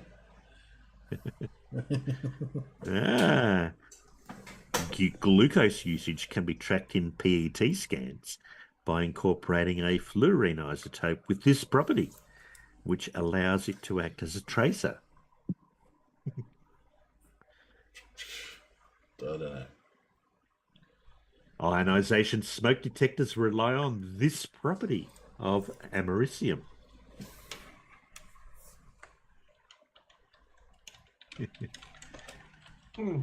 Name this property possessed by isotopes like carbon-14 that gradually decreases as they decay. Well, Dora said radiation decay or radioactive decay, but no. And Dora would be correct. Radioactivity, yeah. Radioactivity. Well done, Dora. Okay. Question 6. Out of fear that the United States would attempt to assassinate him, this man's name was hidden, even from his colleagues, leaving him to be addressed solely as Chief Designer. Who was it? Was that the head of the Soviet space program? That's what I was thinking. But who was he? What Who was his he? name? Well, we don't know because they Named kept this it man secret. who led the Soviet space program until his death in 1956. He nearly died in a gulag in Kolnya during World War II and spearheaded development of the R-7 Semyorka rocket that launched Sputnik. Who was it? Come on. I'm trying. It's there somewhere. Clive's got a suggestion out there, so hang on, have a look at that one. Shadow Falcon's got one. No, but I'm fairly certain. There we go. It's close, Clive, but not quite right. Sergei Korolev. Yeah, that's right. Shadow Falcon's got it out there. Yeah. That's better. Sergei Korolev was the right answer. That guy there, yeah. Sergei Korolev. Okay, part 2 of the question. In 1946, Korolev went to recover the technology behind this Nazi long-range rocket launched from the Baltic town of Peenemünde. Operation Paperclip brought many of its designers, like Werner von Braun, to the US. Do you want us to call it the A4 or the V2? Either one would do, Alan. Yeah, right? The V2 or the A4. People forget that the Americans got an awful lot of this, but so did the Russians. It all depended geographically where they were in Germany as to who got them first. Who got what? And then we tended to pick up the pieces. Which way they ran? Although you'd think they would mostly be trying to run towards the west. Yes. They were all running toward the west. It's just a matter of how fast they were running. Yeah. Correct. Correct. And where they had to start from. Yeah.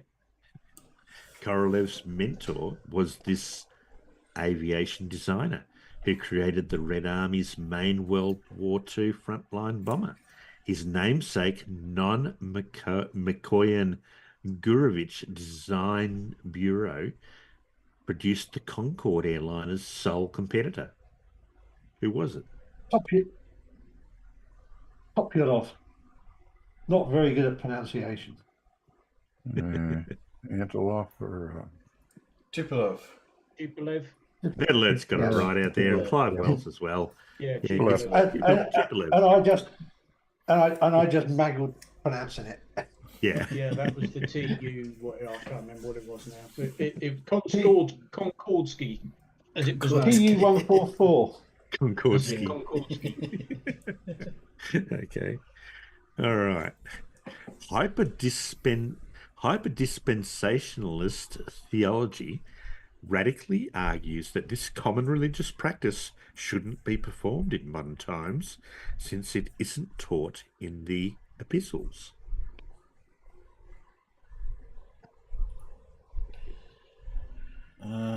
Praying. Nope. Okay. The Sixth Ecumenical Council inspired the Eastern Christian practice of giving a cross necklace worn for the rest of one's life after undergoing this practice. Baptism. You're quick off the mark there. Because of the doctrine that this practice is one, Eastern Orthodox converts who already did this in Trinitarian churches are instead anointed with oil on the ankles and forehead in a chrismation ceremony. Yeah. Oops. Christening. Right, there you go. Yeah. Christening. Yeah. You got it right. It is baptism, yeah. Name this Christian ritual that an ascetic named John performed on Jesus in the Jordan River. It is baptism. Well done. I was trying to think when you said it wasn't in the epistles. I was thinking initially I thought it was in it, but when you said the second one, yeah, it was quite clear that it was baptism. Yeah. Okay. Question 8. Don't call the full body baptistry a sheep dip. Full body immersion is yeah. Yeah, they didn't like me calling it a sheep dip. Nah, we do. Right. A highly empirical 2-part model of this phenomenon developed by J.H.W. Unger predicts a 15 decibel per decade increase in its power spectrum at frequencies over 20 kilohertz. What phenomenon? A decade. Yeah, that's what it's throwing me at the moment. Decade. The ratio of a related phenomenon to this one is given by the PSACR, which defines the amount of headroom a cable has.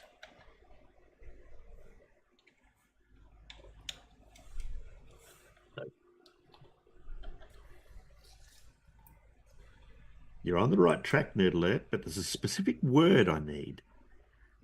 The strength of this phenomenon can be measured in terms of a power sum and is often classified by whether it is measured at the near end or far end.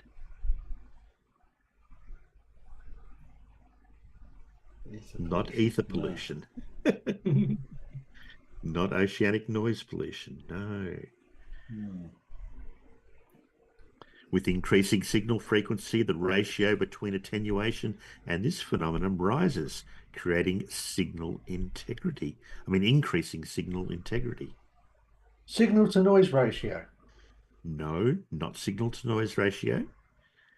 In this phenomenon, an aggressor component can possess a mutual capacitance or inductance with a victim component. Thought that was a Rush album. Well, it sounds like one. Mitigation of this phenomenon can be accomplished by using ground planes or physically separating the offending sources. Insulation.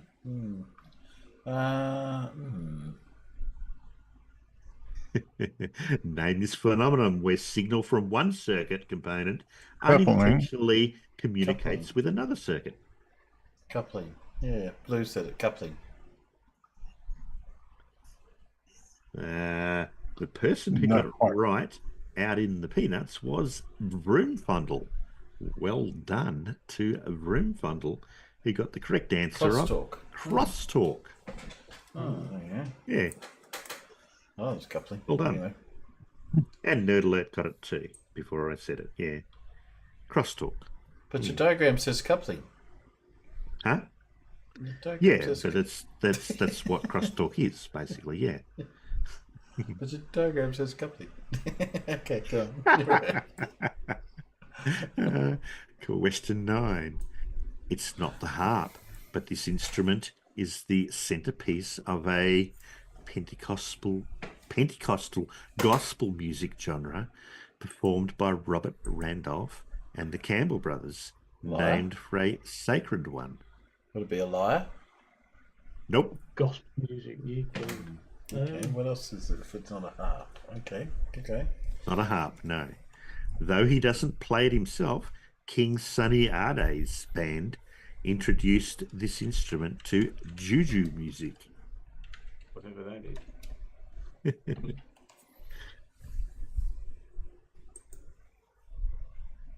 Not the theremin, no.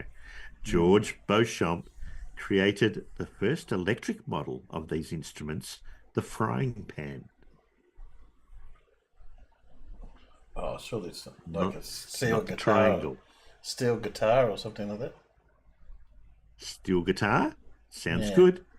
The complex standardized tuning setups of one type of this instrument, including E9, C6, and universal, are referred to as copedance. Sorry. The virtuoso Sol Ho'opipi,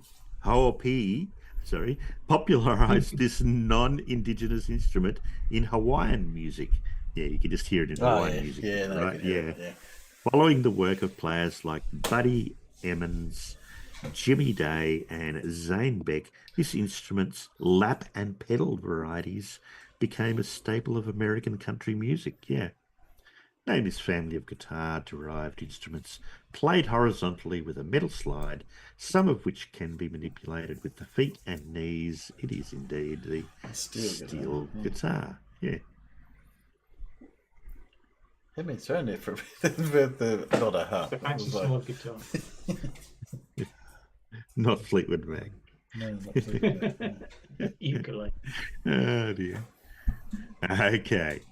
Question 10. Your last question. Harmonic oscillations of these objects can be exactly modelled by multiplying the quasi-steady approximation by a frequency-dependent transfer function in a solution found by Theodorson. Wow. He had very inventive parents, didn't he? Theodore Theodorson. Yes, and I hope he said it much more succinctly than that's what you just said. Yeah. Harmonic oscillation. Right, okay. Teddy Tedderson. 3D analogues of these objects can be modelled by expressing the distribution of a quantity denoted capital gamma sub y as a Fourier series over them. Cations. The product of fluid density, fluid velocity, and a line integral of velocity cosine theta around one of these objects equals their output, according to the Kutta-Joukowski theorem. Okay. Kutta-Joukowski.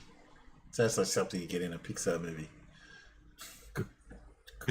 All right, gives you some easier clues now. A point on the chord line is used to approximate the vorticity-induced flow velocity at a point on the mean line in the thin theory of these objects.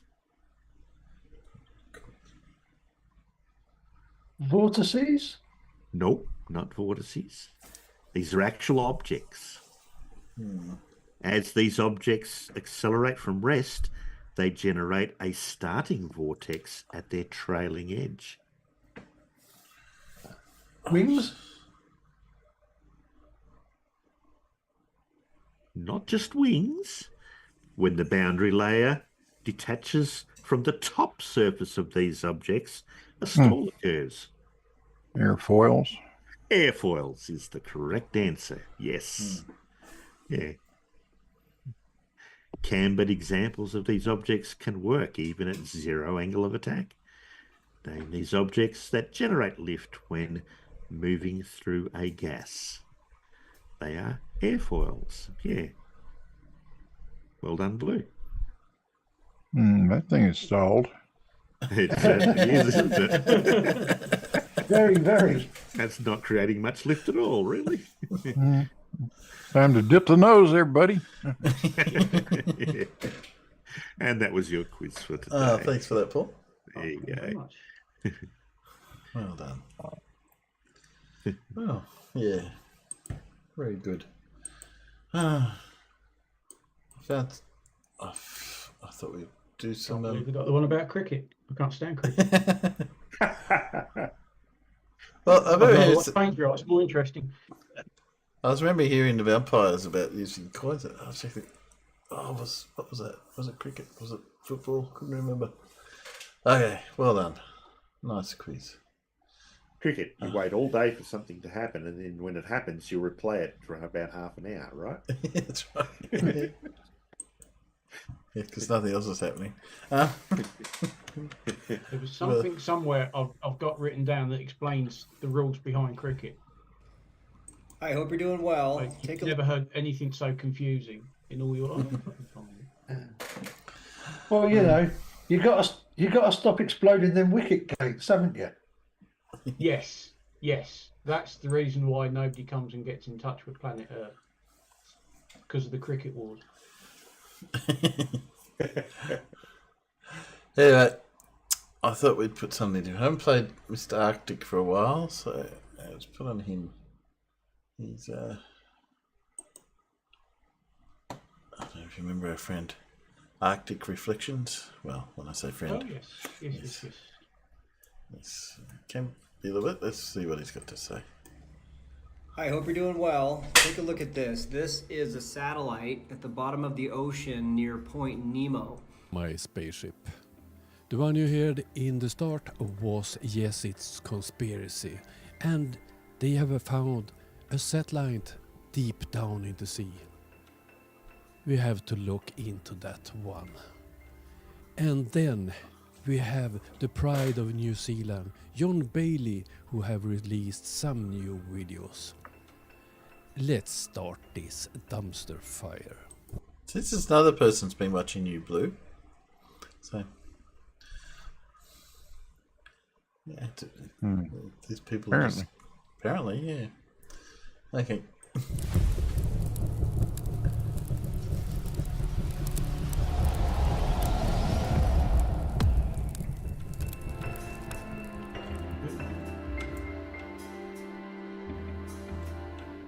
Take a look at this. This is a satellite at the bottom of the ocean near Point Nemo. I don't think so. Point Nemo. I just came across this today myself. I wasn't aware this was even there. From a certain There's a spacecraft graveyard. So all the fake spacecrafts, like the Mir space station and a lot of these other fake spacecrafts that we're told about, are ditched and sent into the middle of the South Pacific Ocean, the furthest place from any inhabited area. Well, and that's not quite true, but okay. This is a photograph of a satellite that, of course, came in to Earth orbit at like 17,000 miles an hour and crashed into the ocean and didn't even dent its dish. It's at the bottom and it's becoming part of the ecosystem now. So according to Yes, It's a Conspiracy, this is satellite found in the South Pacific Ocean. Let's do an image search on that one and see what we can find. Yes, I've just done that. That's the one that was raised by the same. Mr. Bezos. So let's have a closer look on the article where I found this image. So this so-called satellite was in reality a F-8 engine from Apollo 11, and it was found in the Atlantic Ocean by an expedition that Jeff Bezos was founding. So not a satellite and in the wrong sea. As usual, a flat earther that don't do any research at all. Yeah. Let's move on to John Bailey and some of his new videos that he have put out. Are you saying he was approximately completely wrong? Recent videos about his approximately, yes. Yes. If he got all the things that he was wrong about correct, he would have been spot on. I will have a look on 3 of John Bailey's latest videos. This one is called 7 Miles, and as you see, it's a ship again. And here we have a sign, it's the same beach as he was on earlier, so this one will be easy. So he claims 7 miles to the ship. This is the beach. He have been here in previous videos. I will link the previous debunks I made of him in the description. This sign tells us that this Marengi Bay Beach. And here you have it on Google Maps. In previous videos I have located his position to be somewhere here. And the sign is located here. He is located here and filming in this direction. This blue area between the green and the blue buoys are the fairway, so somewhere the ship must be. We see the side of the ship, so it must be somewhere here, in the middle of the circle. Let's measure the distance. So the real distance is 3.5 nautical miles, which corresponds to about 4 miles. So once again, John Bailey have the wrong distances. And he have also published this video with the title 16.6 feet is missing here. And you soon will see that he is on the exact same location as in the previous video. So let's measure the distance. 4.17 nautical miles, and that's correspond to 4.79 miles. With 13 feet observer height, hidden without refraction would be 0.08 feet. And with standard refraction, 0 feet would be hidden. And the next video he have found 2 ships, and the title on this video is 10 miles 30 feet ASL. I assume he's on the same beach, but it's make no big difference. But the angles to the islands that you see in the background correspond with the same beach. So let's have a look where this ship must be and the distance. The distance to the ships are roughly 5.73 nautical miles or 6.59 miles. How do you know that the ships are out there? This is the fairway out of Oakland, and 10 miles, then you are at the islands in the background in the video. As usual, there we had 2 fools, 2 flat earth fools that don't check any facts at all. Typical flat earthers. Okay.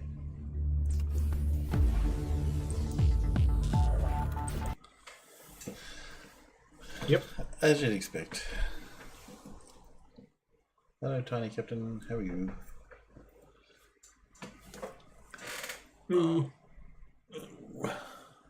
Well, I do have a quiz too. I haven't loaded it up.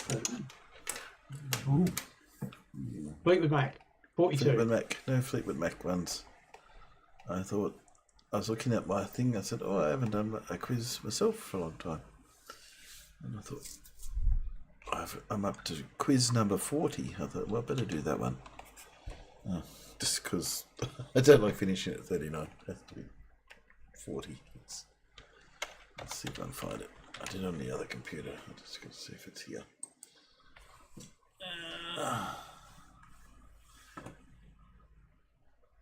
How about I put on Esther 42, which I had from last week, but I don't think we played. Esther 42. 5 minutes. Yeah. Good day, gentle people. It's your favorite Mr. 42. Welcome back to the channel. I'm gonna do things completely different today. I'm gonna propose a flat earth mascot.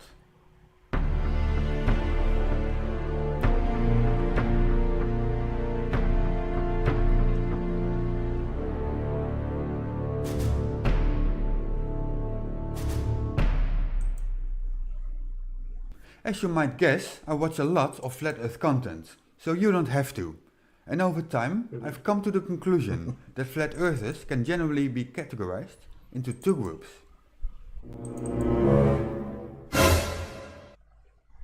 For a moment, forget everything you know about the world around you and imagine this.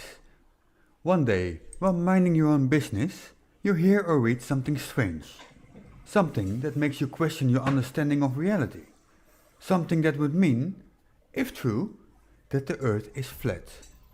Now most people dismiss these ideas immediately. Some of those people simply don't care.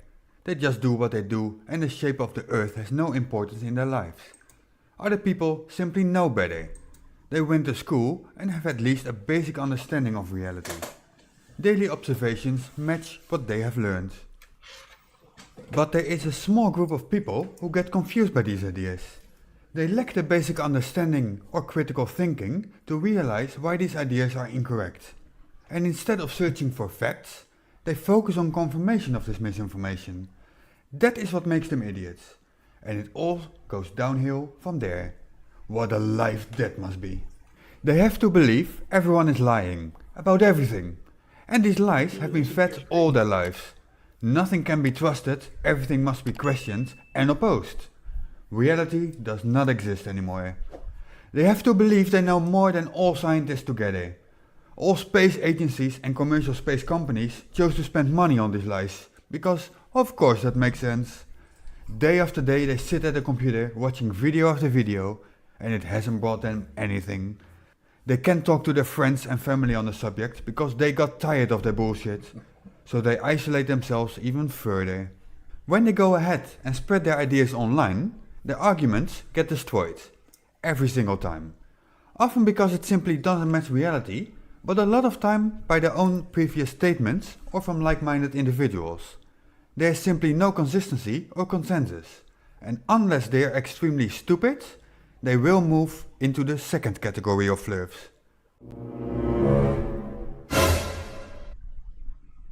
Flirts moving from category 1 to category 2 might be too stubborn to admit they were wrong, or have alternative motives. Now let's get one thing clear right away. Many people that present these lies skipped category 1 altogether. They never believe the earth is flat, but the result is all the same. They lie for attention, power, money, or any combination thereof. They will repeat the same lies even after being destroyed previously on the same points. Their goal is not to find truth. And to get the most out of their efforts, many other conspiracies are invoked. Just to name a few: 9/11, vaccinations, weather modification, jet fuel, movies, jet fuel system, and many others. It is quite funny for outsiders to watch them fight internally. They can't agree on a map, a model, or many of the workings of a supposed flat earth. What they need is something that would hold them together, and that is the goal of today's video. This is Trigops hadroptila, better known as the kakapo. It is a very unusual parrot found only in New Zealand. It also sometimes goes by the name of owl parrot or night parrot. Kakapos roost in trees or on the ground during the day and only become active at night. During the breeding season, male kakapos can walk up to 4 miles to reach a special arena where they compete with each other for the attention of females. Each male digs a ball in the ground, often in an area next to rock faces or banks, to help reflect their mating call. To attract females, the male emits a loud, low-frequency boom that can travel as far as 3 miles.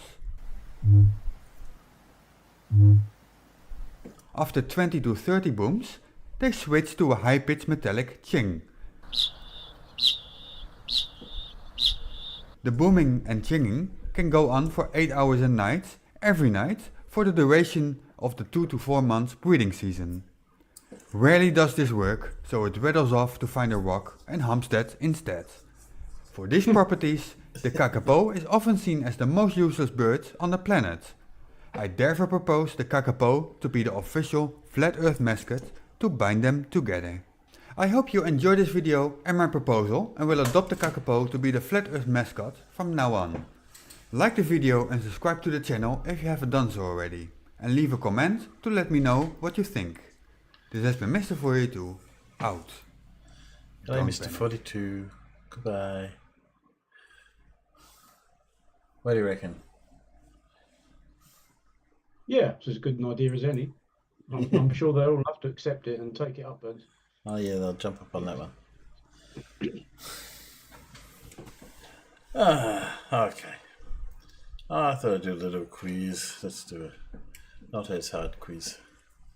It's on technology. Okay. Technology.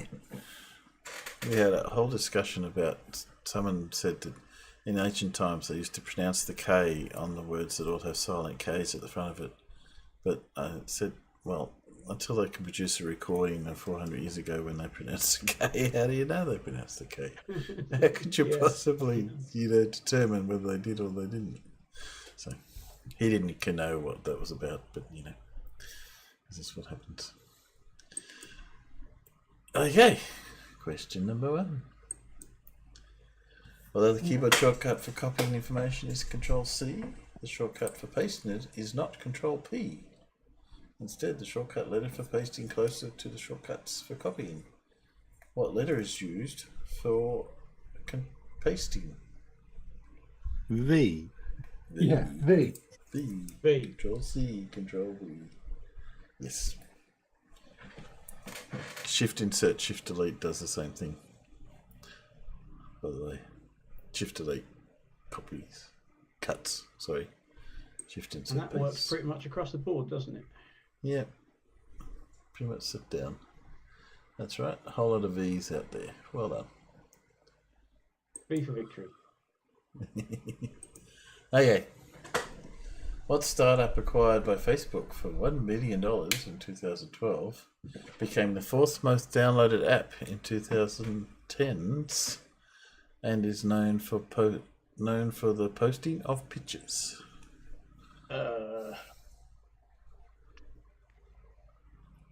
Come on, it's an easy one.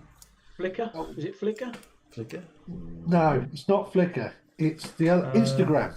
Instagram, yeah. It's Instagram. The one. Instagram shit.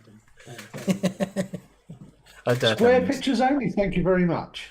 Alright, I don't have an Instagram account. Yes, Snapchat. I have an Instagram account. I can't remember the last time I visited it. Because why do I want all my pictures to be square? Yeah. I think they own I them can only too. upload them from a phone. And I think they own them too, don't they, in Instagram? Once you post them, you lose the rights to them. I think. Could be wrong. I know Facebook does. You post something on Facebook, you lose the rights. Instagram. Okay. In 1999, Shigekata Kurata invented what keyboard addition for cell phones that would eventually replace emojicons?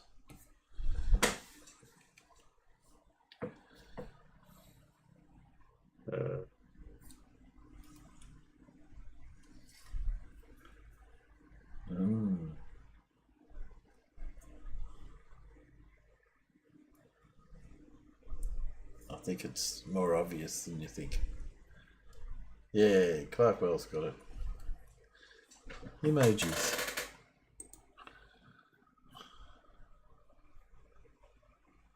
Use them all the time. Oh, I just conflate the two as the same thing. Nah, no, emojicons and emojis different. There you go. Okay. Which American tech company started with its founder's idea to rent out air mattresses in their San Francisco living room to travellers hoping to avoid the city's high cost of rent? That would be Airbnb. It would be, yes. Yeah. Hence why it's called Airbnb. Airbnb, yeah. You have to pump your bed up. Yep. Okay. While building magnetrons at MIT in the 1940s, Percy Spencer noticed a melting chocolate bar in his pocket This led to the invention of what household device? Spencer received no royalties for this invention. First marketed as the radar range. That'd be your microwave, wouldn't it? It would be. It would be. And I just watched his story. a famous British scientist used one to revive frozen rats. All right. Yes. Unfortunately, it was discovered that you can't actually make it work on animals bigger than a rat. All right. I thought he was just coming up with a new way to make ratatouille. But anyway. Oh! Yeah. Okay. Everyone's a classic. Oh, dear. I don't think I have many questions. Oh, no, this is not the last question. There's another one. Cars was the final Pixar film to be released on VHS. What was also the first Pixar film for?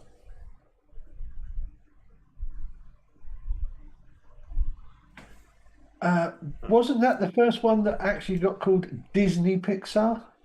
No. Disney was involved long before that. It was close to when they had their little mini breakup for a while. But no, not that. This is based on technology. Colour. Oh, Dora's got it right. Yes. It was also it was the last film to release on VHS and the first film to release on Blu-ray. All right. Obviously, never watched it. DVD was around at the time. You haven't watched Cars. That's all right. It's No. all right film. It's all right film, but yes. I'll watch out old rubbish film. Well, it could be worse. You could watch Planes. Now, if you wanted to see what I call a classical Disney Pixar films, there's Planes, where Disney had taken over and made a really bad film. Now, Right, well, now you know the premise. Disney taking over a franchise and ruining it. Well, here's something to consider. Anyone who knows Cars, that one of the popular characters in Cars is Mater. Now, do you know where Mater lives? Mater lives in the junkyard.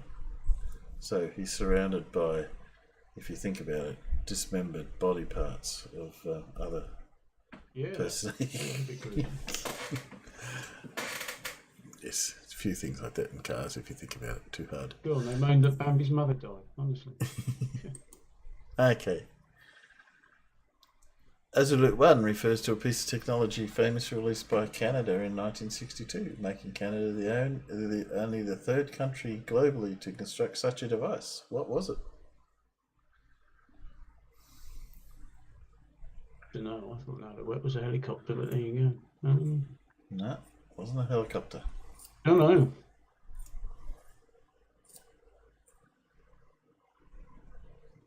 ICBM says yes, Canada is. No, there's quite a few countries that have got them now. Canada was known for its ICBMs. No, it's sort of getting there, but not quite as destructive. Yeah. Yes.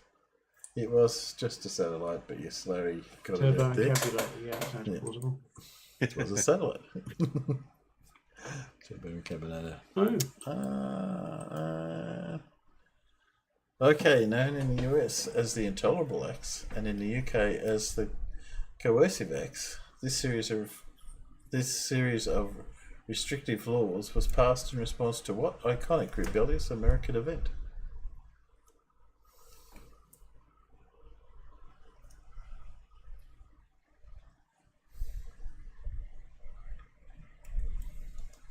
No idea.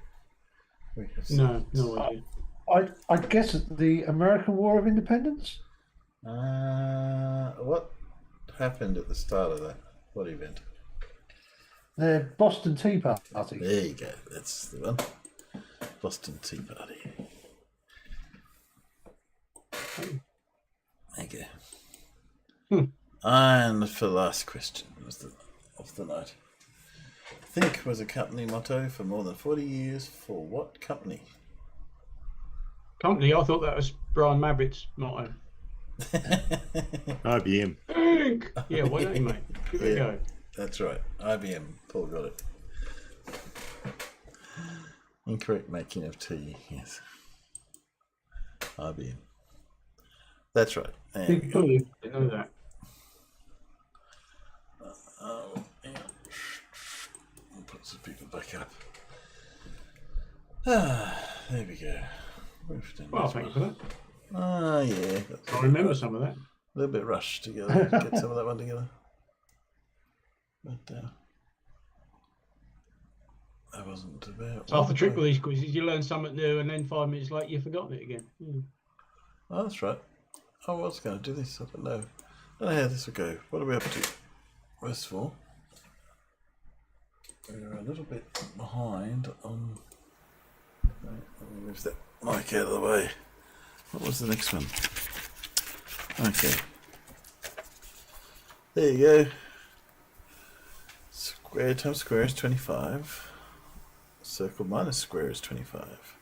Square plus triangle equals 25. Let's call it diamond minus triangle is 25. So triangle plus square equals?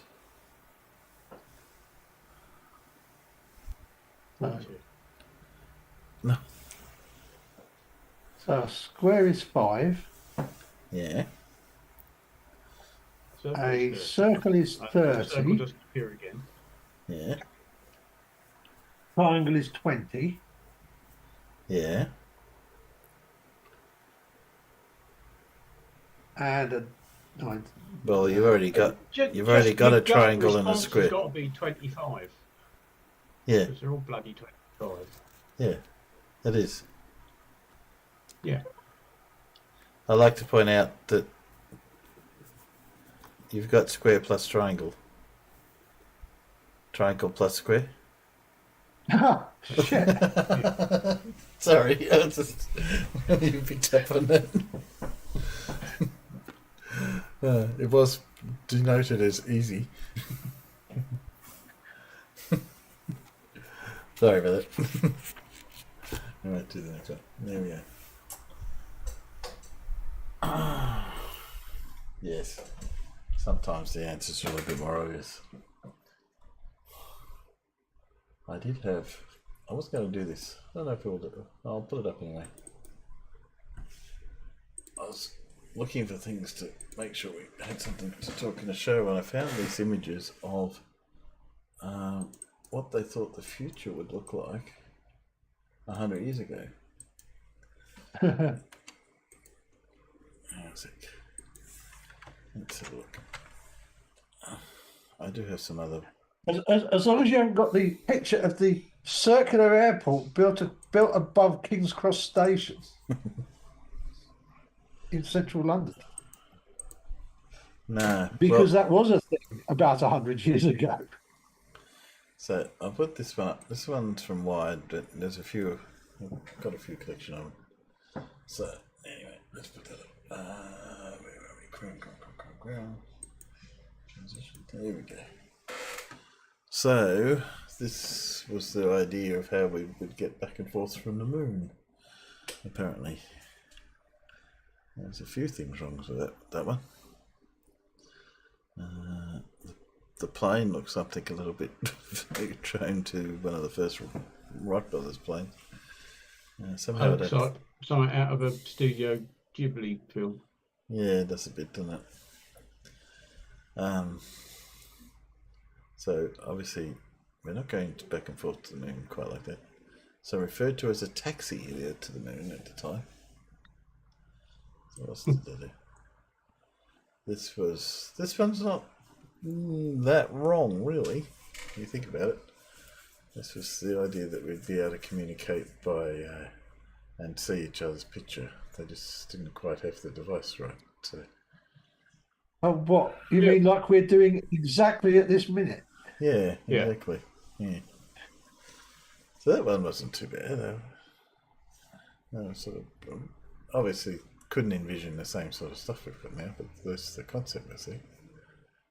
Although maybe a little bit racist with the gentleman and being served by a Chinese person, but okay. Goody.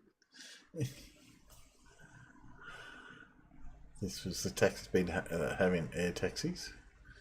Imagine having a prop plane like that run up and down the street.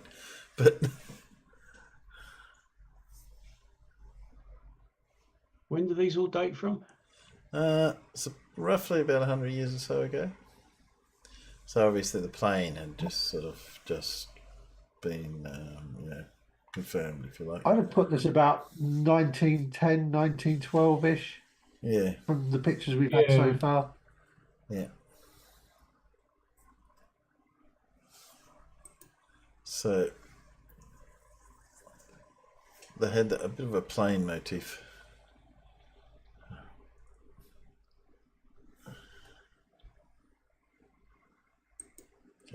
Okay. And again, another plane coming to pick you up, take you to work. That looks roughly like a Blériot. Yeah. That looks like an awful lot of very early aircraft. Yeah. An underground, apparently underwater. Oh, hello, it's Aquaman. Aquaman. With seahorses, which obviously they Giant seahorses. Didn't quite have an understanding of seahorses being, these tiny creatures in the sea, not these massive ones. Bit in your hand. I'll have to zoom this one up.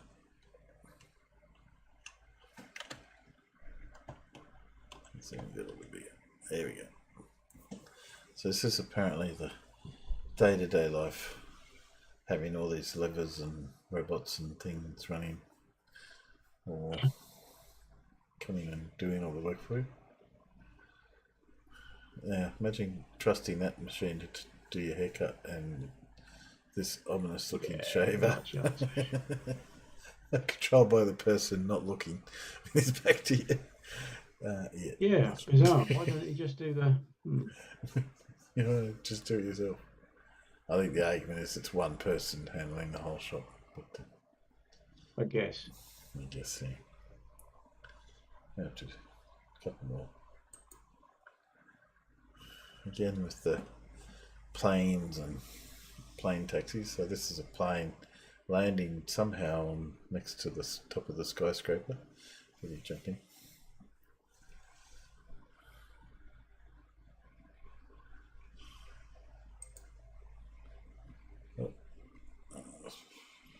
Looks like it's all French to me.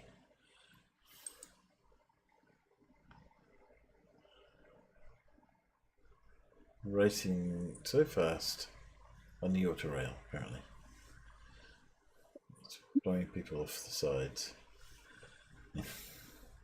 There you go. So I do have some other pictures, but that's the way things were supposedly going to go.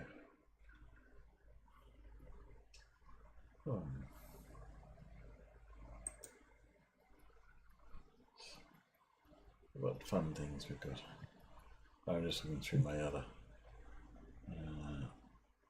things here. Oh, that's what I've got. I meant to mention, Blue, you had another video pop up. I won't play it because it was about an hour and a half long. So, was that a fairly good thing to do? Are we still there?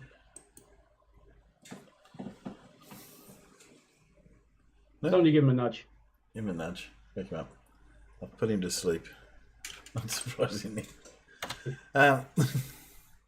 Okay, for the out there, I'll just post. I'll make sure I got the right link because I was posting a couple of things. Is that the right one? Potatoes and thermal. No, that's the garage.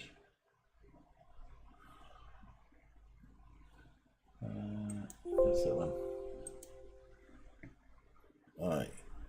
It's quite easy then to calculate the distance between those 2 points.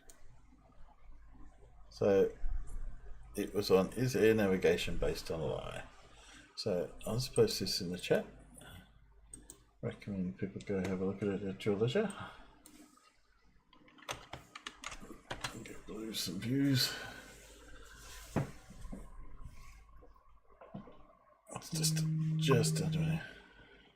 So right? Anybody can do that.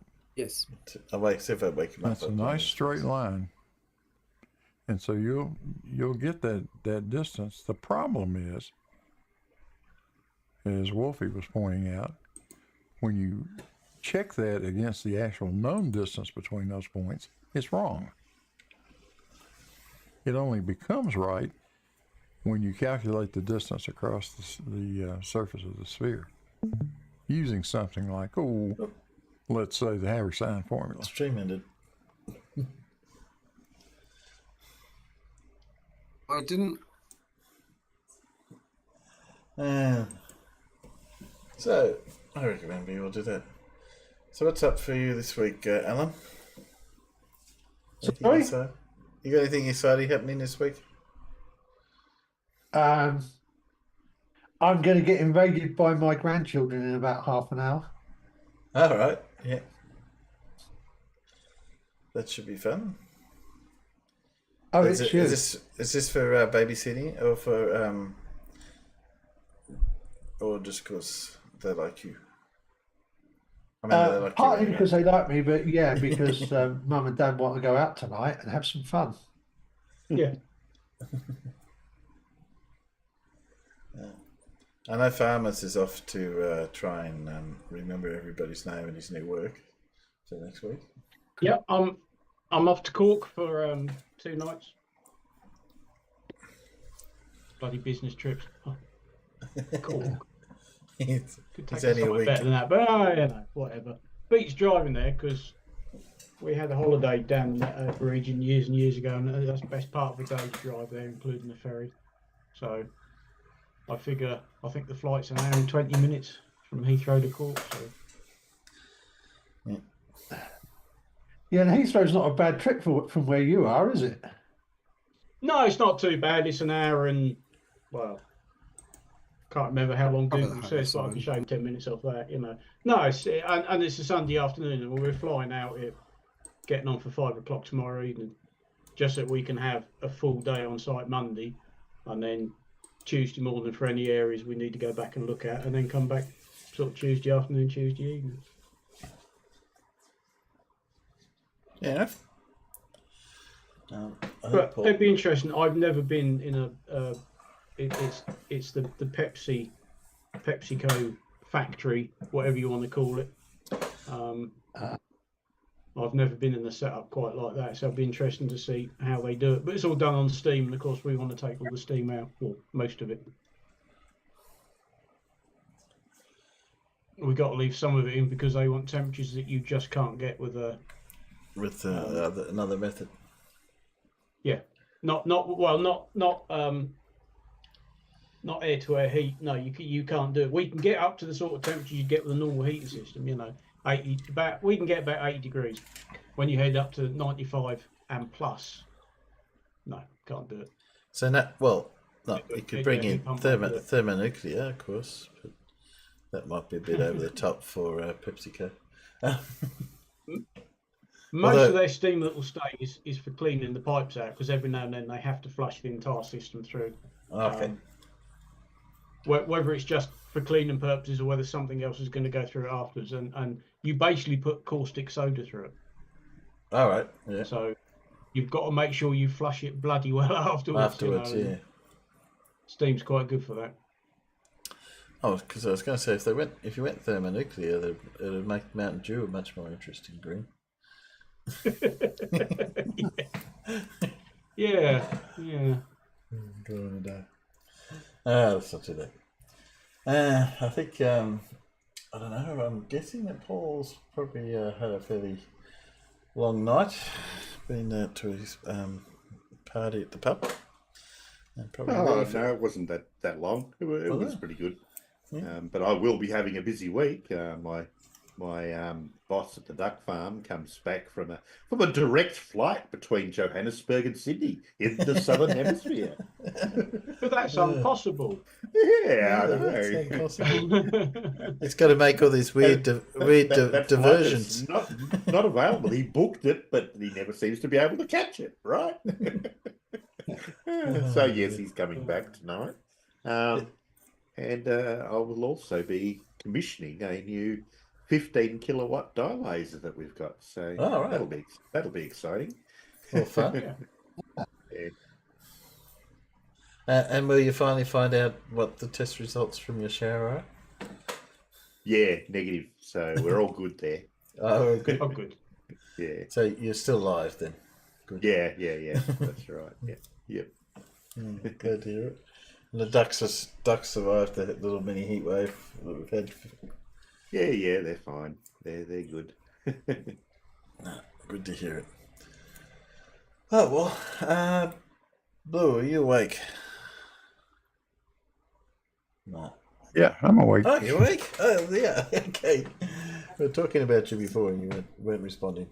I was just encouraging people to watch your latest video on about the planes. Oh, thank you. Yeah. Yes, but you got anything exciting coming up for next week? I don't think so. I don't do very much exciting things anymore. Oh, dear. Need to plan another stream. Anyway, I don't know. I'm thinking about sneaking up on Bev one afternoon. I might do that. Just mention solid angles. I want Bev to. I want to see what his brain does when he learns that there is such a thing as 3-dimensional angles. You nasty man. Yeah. See if he knows what a steradian is. I was Lord. I was thinking of sending him a month subscription to Brilliant and see how they go. See if they can get past the basic week. Wolfie reminded me of a challenge that always throws them into a tailspin, and that is, I'll just give you 2 coordinates and latitude and longitude, and tell me what the distance is between them. Yeah. Only do that without using any form of spherical trigonometry or the Haversine or any of that. Yeah. Oh, Bev won't be able to do that because according to Bev, you can do fuck all with an angle, right? Yes. We can do F all with most things, particularly math. Good idea. It stumps them though totally. They have no idea. And I gave them easy ones too. I said, okay, just use something like 33 north, 117 west, and 51 north, 1 west. All right. That's easy. That's somewhere near San Diego and somewhere near London. Okay, just give me using those coordinates, give me the distance, please. Yeah. It's about 30 miles west of Heathrow Airport. Yeah. I'd be manning given easy. I'd give them the coordinates of Sydney and Perth, and see if they could work that out, and then we could say, well, obviously we know what the distance between it is. So, yeah. Anyway, thanks guys for coming. I'm coming to the end of the show. I think it's we might end just a little bit early at the moment, and we'll say goodnight, Peanuts. We'll catch you again next week. I'll put another show together, or another stream together at least, and we'll see what we're up to then. Okay. Thank you, Peanuts. Well, thanks, Peanuts. Thanks, guys. Bye. So, night, Peanuts. See you later, Peanuts. Bye. Bye, Peanuts. There we go.